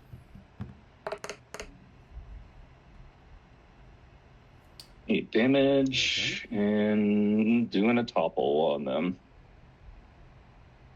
Constitution saving throw. All right. And they are baned. And What's the con save they have to make? I always keep having to remember. It's DC 8 plus the ability modifier used to make the attack roll and your proficiency bonus, which that is my charisma. Oh, it's actually plus 8 now, so 16. That just went up. Yeah, so he failed. Excellent. All right. Anything else? Oh, yeah, I get 2 more attacks. Oh, that's right. How could I forget? Mm-hmm. Advantage because they're prone. Yes. Exactly. So we'll go ahead and do another attack with the one on the ground. Good thing with advantage. Yep. 17 to hit. Awesome. Describe the kill on that one. Basically, a sweep out of his feet and just a stab down into the neck. Let me delete him. That. And then. Wait, how do I get my third? Again.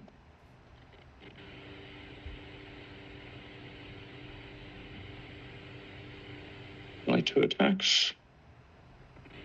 I guess it's only 2 attacks. I'm sorry. Yeah. All right. You wanted you acted as if you had 3. So. Basically. Thor- And just also on my turn, it's like, took you guys long enough.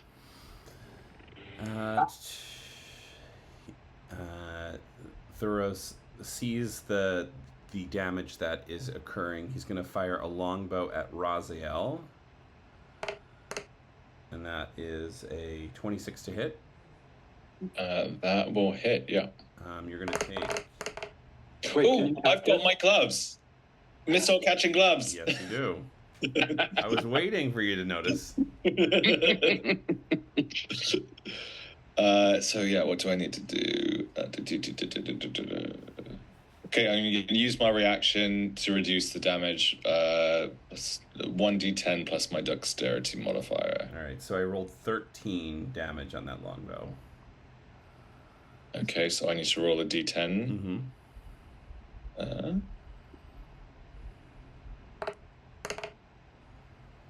Well, that's a 1. Plus 3, so 4.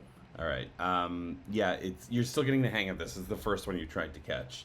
Yeah. He's going to fire another one at you, so don't worry. You get to try again. So it's Yeah. 9 points cut in half because of raging, though, so 4 points. So that's 4 points damage, thank you. Okay, that's true. Good catch. So 20 to hit. 20, yes, hits. Did you Bane? Oh, that's right. The minus D4.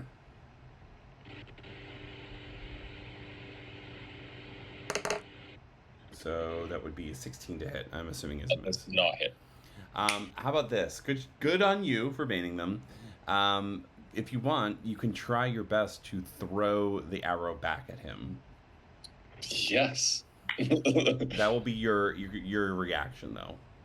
Okay. So just do a straight either strength or dexterity check to see, like... Right. Okay.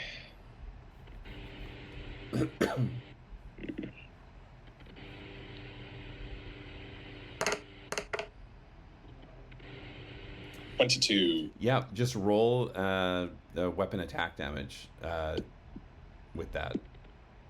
Sure. I'd allow you to use, like, or just roll your strength modifier just to see how much damage you cause him. Because you're literally just throwing an arrow at full speed back at his neck. That's a 19. Yeah. 19 damage to Thuros Highsun as he didn't expect his gilded arrow to hit him right in the chest. He's like, ow! And so if the guys haven't seen it in action yet, it's what Zem made for me. So holding my shield, I kind of, as I go to catch, it just slides back. So I catch the arrow and spin round and then just throw it back at him. From my prone position, I'm like, oh yeah. With that, Thuros is like, this is not fun. And he, come on, why is it doing that?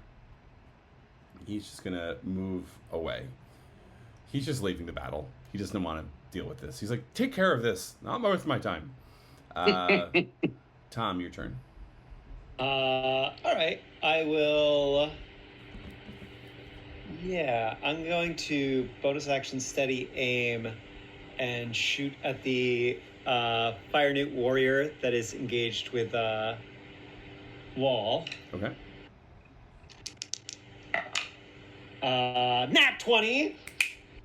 Nice. So that's going to be a whole lot of damage. Hold, please. Alright. So that's... Ooh. 12. 19 plus 4 is 23 plus 5. 28 points of piercing damage. Describe the kill. Just a straight, like, oh, thank God I don't have these stupid red caps on me. I'm like kind of like patting at me and I go, oh right, and I just like pull up the crossbow and I fire it and it just goes straight through its eye. Yeah. While you turn around and you see Lucky Tom saving your ass yet again. Good to maybe have you back, I guess. You know where the aetheryte is? That's my turn. All right.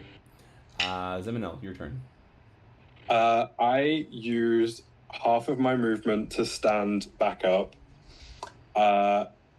I thunderclap cantrip at this Fire Newt warrior and Redcap D in front of me. They both need to make a con 17 save. Thunderclap them cheeks.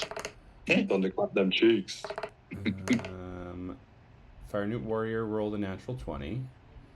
Boo. And the red cap con save, he rolled a 19. Boo. Well, whatever half the damage I just rolled is, they both take that. Okay. Which is 2d6 plus 5. I don't know if you saw it. Yeah, your rolls aren't coming up.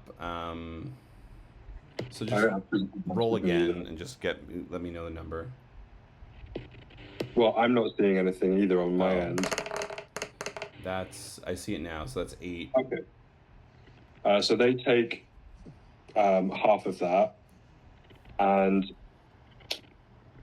I'm going to yell to Wall, where the fuck have you been? And then bonus action wild shape into a bear. Okay, you love that. Fire Newt warrior is going to attack you, Zeminel, in bear form. He's going to spit fire at you. I need you to make a dexterity saving throw for me, please. Dex save plus 2 to this, whatever it comes up as. So 15 you got. Okay, so plus 2 to that. So yeah, you succeed, but you're going to take Okay. half damage. So instead of 8, you're going to take 4 fire damage. Oh, 4 fire damage, and can I reaction absorb elements? You may. Or not in wild Oh, shape? no, you can't, yeah, as a bear. Okay, so it was 4 fire damage. Yes. Great. Red Cap A is going to attack Raziel with his Wicked Sickle. That is going to probably miss. And that is 18 to hit. I am 18. Okay, meets it, beats it. So you're going to take 11 slashing damage. So that was 6. This Red Cap is actually on the arch, and he's going to target... he's going to target Lucky Tom and throw his Wicked Sickle at him. 15 to hit. Miss. Oh, miss. Sorry, I don't know why I rolled that. Never mind. Red Cap D is going to attack Zeminel. And that is 16 to hit. That misses. All right. I'm an 18. And Magda is going to attack with her hand axe on the fire newt and hit. She's going to cause 6 damage. And then Maya is going to run up. No, she's going to pull out a short bow and attack the Red Cap on the arch and miss. And Raziel, your turn. Okay, I'm going to hit Red Cap A again. Okay.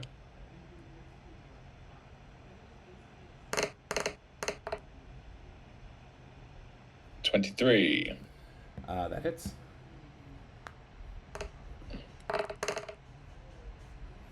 And it's 15 damage. Yeah, describe the kill. He's got a patented Red Cap move now, which is just bash them on the head. Yeah.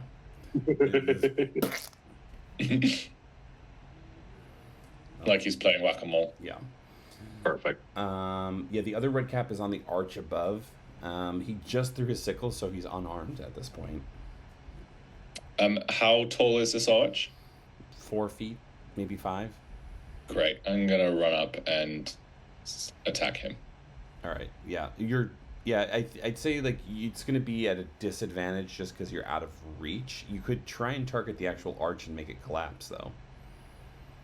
Ooh. Yeah, let's do that. Yeah. So just roll to attack, just to see if you can you'll connect with it because it's just a structure. 15? Yeah, you managed to make just roll a straight damage roll.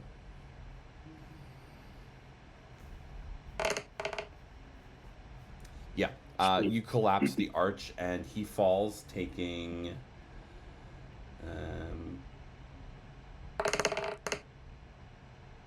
4 bludgeoning damage, and he is prone, covered in rubble. So he's essentially trapped. Right. I'm gonna just take him out of the battle just for ease. Yep. But yeah, you've removed his ability to participate in battle. Anything else? Yeah, what was that, like 4 feet or something? Yeah. Moved. You can easily get to the Fire New Warrior from where you are. Yeah, I'll go to them. And you should have advantage because now we're flanking. Yes. Wall, your turn. Excellent. Pretty much. Yep, gonna run up behind. I guess Red Cap. No, I'll leave Red Caps for Raziel. Nice to snatch those right now. The fire dude to stab it from behind. Okay.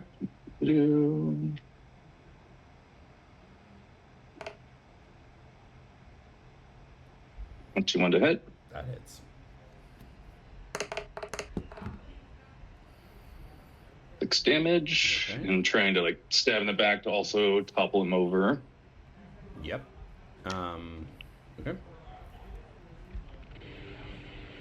He has to make a con save. Just are you trying to specifically? Yeah, topple over con of 16. All right. He rolled a 20. Okay, still up. Another attack in his back. Ooh, not good that time. Technically, I'd say you are flanking. You are technically flanking, so you can roll again. Yeah, that hits. What? There's 6 damage. Describe the kill. And she pretty much just like double stab, trying to knock him off. No, he doesn't get it, and slicing outward. Yeah. With the lance. All right. Back to Lucky Tom. Quick thing of just before yelling out. Working on getting you a vote. You see the bear go, I will steady aim at the last red cap. Okay. And take a shot. That's going to be a 24 to hit. That hits. And I get sneakies. So, let's see. Ooh! Yeah, I'll take that. 11 plus 6 is 17 plus 4 is 21 plus 5 is 26 points of piercing damage. Describe the kill. I think it's just straight into the middle of the throat. Like, just over Wall's ear, as if I'm fucking with him, and then just, like, straight into throat. That's my and little... I'm all, like, ready to, like, oh. It goes through, like, the placement images here. Yes, so essentially the battle's over. You have the opportunity to grab the pale aetheryte amount that you need. And it's kind of like a mad dash back to the gondola. I grab Magda onto, like, bareback and just like... Glad to see you, boys. We need to get that pale aetheryte and get down. Get this boat fixed for y'all. Maya's running with you, and she says, "We're going with them? I mean, I guess we need to, but... okay, yes, let's go. You all... And I'm, like, in bed for me, like, we've been fixing a boat as well. Like, where's yours? You all arrive at the gondola, the same one, and it's just like, oh. Magda just kind of, like, takes the pale aetheryte, and you see her kind of go into that, like, zone that Zeminel did before, and she's just kind of, like, adjusting it and moving it, and you see that it's, like, she's able I hand her the tool, like I used to assist her. She's not even saying anything. She's just, like, really in the zone. And she manages to kind of connect some wires and make the gondola move. She's like, so the gondola can move. We just need to be quick about this. As she kind of gets on top of the gondola, and she's holding the pale aetheryte in this, like, putty-like substance, and she's just, like, ready to, like, clamp it onto part of the wire as it's coming up. So as she just needs someone to steady her as she's on top of the gondola as it starts to move. I'll do that and also guide her. Okay. Just make a strength check to kind of hold her steady. Dexterity? Well, she's going to be doing the dexterity, not you. We've also made sure that we try to grab more aetheryte than was needed. I mean, that's the problem is, like, you needed at least 50 pounds of it, so the gondola has a weight limit. With all of you on there, it's not going to be easy to take that much with you. But you can take probably, like, a pound or two of it. I'm using my daily inspiration I get as a human, and that went from a nat 1 on the die to a nat 19 on the die. Yes.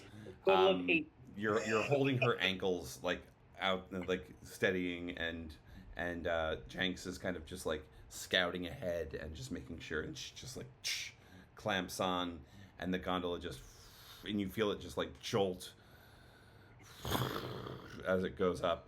You see, as you're probably about, like, 40, 50 feet in the air at this point, you see kind of red caps gathering and just, like, shaking their hands at you guys as you're ascending into the mountains. And yeah, pretty much.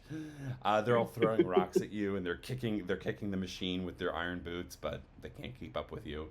But yeah, you managed to take the gondola deeper into the Dragonspine Mountains. This is like the better part of a day as you just kind of like are slowly like dipping up and down through the various checkpoints of the gondola, and you make your way to towards the desert. Is there anything you guys would like to say or do before you get there?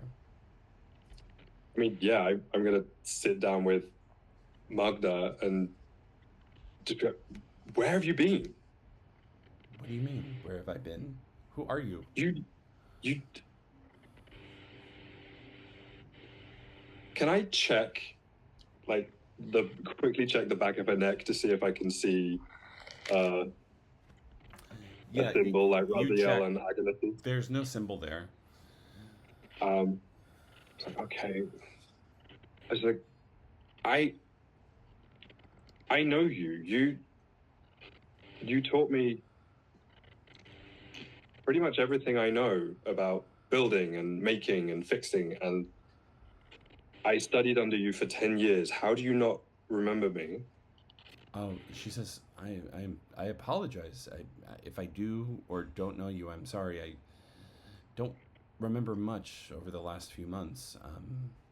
I do know my name is Magda, but there's a lot of chaos, and I've just been looking for work as I've been moving east, escaping from this amber wave.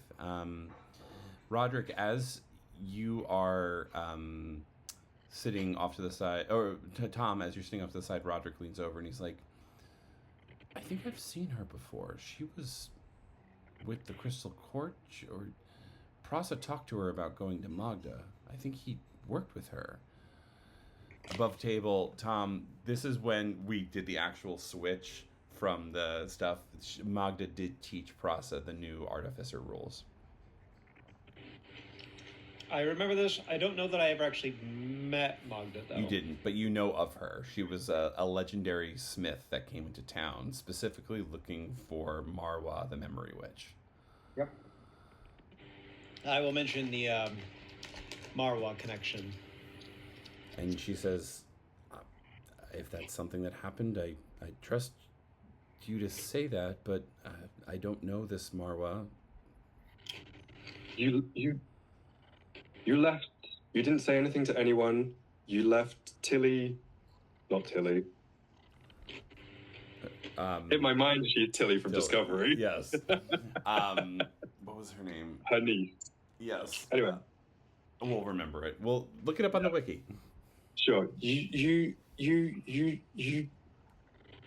left Waterdeep. You left your niece you closed up shop because the Pale Aetherite was putting you out of business. You left us these cursed gloves. As you hold up the gloves, she's just kind of like, she's like, I don't know why, I just don't like those. Can you get those away from me? Yeah. Sorry. And now you have no memory? I apologize. I can tell that this is very upsetting to you, but I don't remember much. I'll gladly help you with this gondola, but I'm interested to know more. If there's something more to know about this. And Tom had mentioned Marwa, right? Yeah. Okay, so I think Zemnel at this point is kind of piecing together that people go to Marwa when they don't want to remember things. Mm-hmm. That seems to be the pattern. And this must have been what Magda did. She must have regretted what she did, regretted something, and decided to forget. Probably this deal with Mephistopheles, and I think at this point, it feels almost cruel to dump that back on her. And so I don't think I'm going to say anymore. And I kind of back down, and like the steam kind of goes out of me. And I say, what? I'm just glad that you're safe. Well, I appreciate that. but I think we're coming to our stop as it kind of jerks. It's slowing down as it's getting to the area near let me reset the map. So yes, you guys are coming up on Tilverton, which will kind of descend into the Stonelands area over here. As you are all kind of descending into this area, is there anything else you'd like to say before you reach the desert to one another?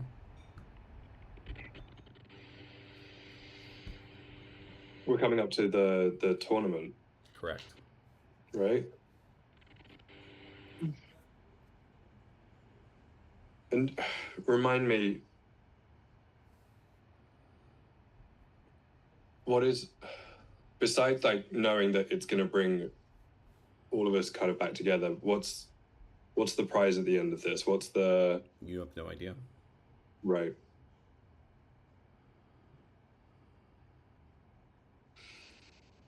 I'm glad to see you boys again. Definitely missed you. I was working on getting another boat for you all. First met you all with the boat down the river. Found you all the boat out in the sea. I would like This canoe. check on Wall. You like to do Do what? An insight check to see if I believe him. I guess Wall, roll either a persuasion or deception check, but don't say which. Gotcha. Okay, we're just gonna do that.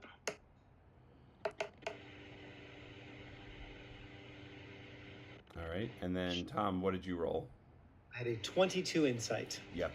So we're basically, what is Wall telling the truth, essentially? A little bit of deception behind that. A little bit of truth.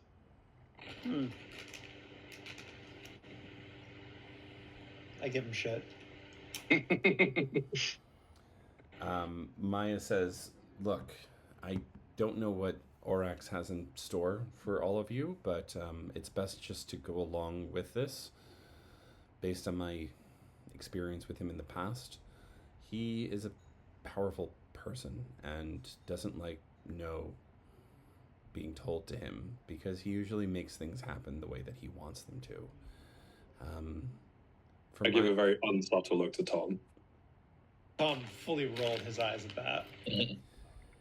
Sounds like somebody who's never had to face any of the consequences of his actions. Look, I'm not one to defend him myself, but he's had many consequences to his actions. But I trust him to guide us to in the right direction. He's helped me my entire life. I would help this man to the day I die. But can I get a read from her on Orax? Yeah, roll an insight check. I cast guidance because I'm intrigued as well. All right. Well, I'm already at a 25, so the guidance will. Yeah, Will be at a 29. What you can see is basically that from what you can tell from her is that she is telling the truth. That this is a girl that basically she was shit out of luck and she needed help, and this is a person that helped her. I think you recognize that she doesn't fully know or fully trust Orax, just as an entity that she doesn't fully understand, but she also can't deny the fact that from a young age until now that he was one of the few people that were in her corner, essentially. Okay. But she understands the risks there within. Okay. Oh, I've also been, as we're going, crafting a new fabulous wig, helmet, fascinator, visor, something to try and look fabulous, but also give her a little bit of protection in this tournament, even though she's not necessarily a competitor, but something that she could do a little button and just a chunk comes down. I'm giving lots of design notes. Yes. Yeah. It's just it's a blunt bang, and just It's just it's very much Edna mode from Incredibles. It's giving what's it, Fleabag? Like Yes. I look like a pencil. It's French. French. Just I think I can make this work. Waterdeep is gonna be so fascinated by this 83-year-old woman's new wig. I cannot wait. So, Raziel, as you're looking out the window, as everyone's just trying to make conversation, you see this flash of light, wings just heading towards the City of Shade. You see floating, and it's just this light is just kind of like making a perimeter around it. And as you see it like ever so slightly try to get in, but you know that is Halcyon.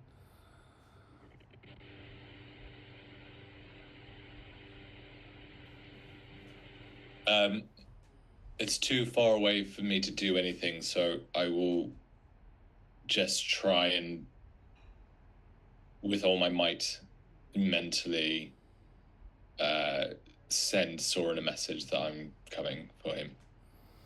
You feel as though, as the moon is rising, that the light of the sun is still there, and you know that he may not have heard the message directly, but he feels the intent behind it, bringing you some solace. But anything else before you guys land?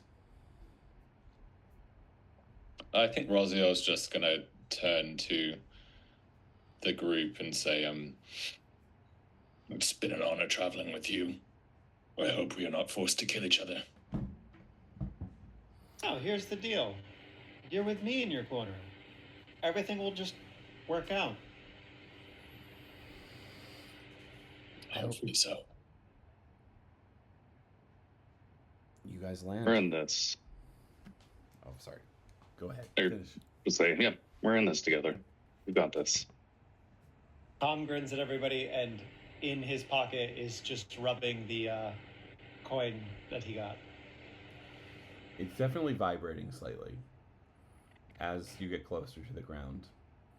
And as you step off the gondola, it's this like very modest looking red carpet as a number of people are just kind of standing around as you see this tall, blonde, golden skinned elf figure in high fashion robes and filigree standing at the end. And he says, "Welcome. You are the first to arrive to the Tournament of Fortune. My name is Orax." Hi. Yes. I'm glad you've all accepted my invitation. I really do appreciate you being early. As he looks to the southwest, and you see just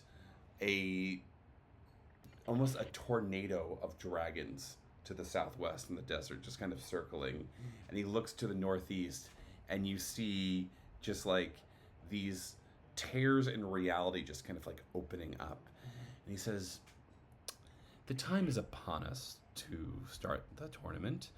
Raziel, Zeminel, Wall, I wish you best of luck," as he snaps his fingers, and the three of you disappear, along with the rest of your companions. Tom, you're left alone with Orax. And he says, "Now, Tom, I know you've been looking for me, and probably a little upset that I haven't reached out sooner. Look, if I had it my way, I would make you the winner of this fortune, but this tournament, fortune, but I think you are my son, and you'd like to see if you have the chance of winning fair and square."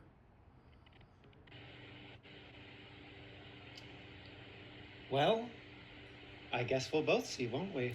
Yes, we will.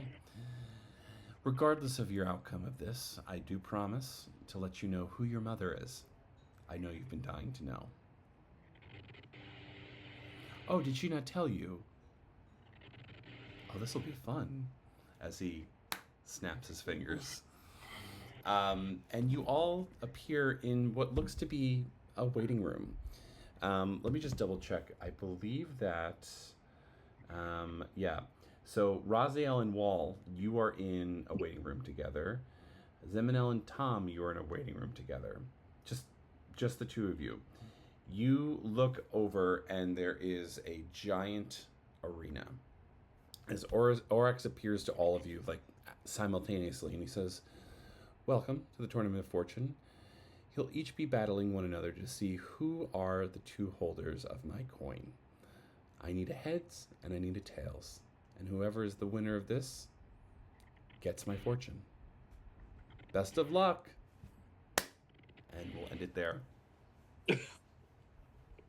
So, for those of you who don't know, you will be battling each other one by one in a tournament set up by Oryx to determine who is his head and who is his tail.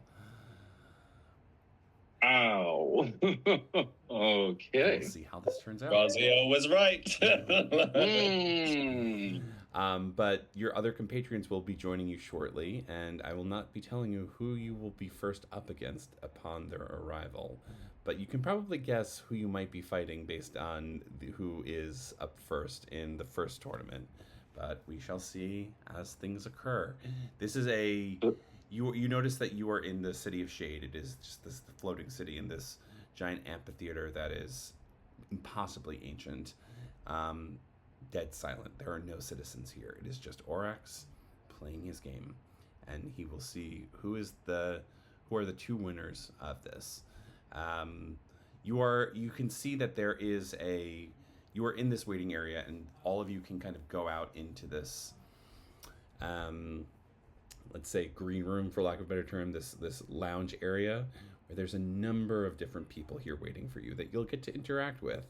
You see Amelia Bloomcrest, you see Bayan Enlarge, you see Arvos the Umberblade, you see Glob the Goblin, you see any number of people. Marion Stonehill might be off in the corner sipping some brandy. Gloriana's showing off her new wig. So the way it'll start is once we get to the actual tournament, you guys can have some role play before the first match is called, and we'll see how that goes. And sorry, just clarification. We're fighting the person that we just popped in the same room together, or that's our team? I'm going to tell you who you're fighting once the tournament starts. Okay. It's all based on Oryx's just whim, who he thinks would be a fun match to see. Because you said Tom and I are in the same waiting room. Mm-hmm. Before we step out and see other people, I just looked at him and said, "Dad's right."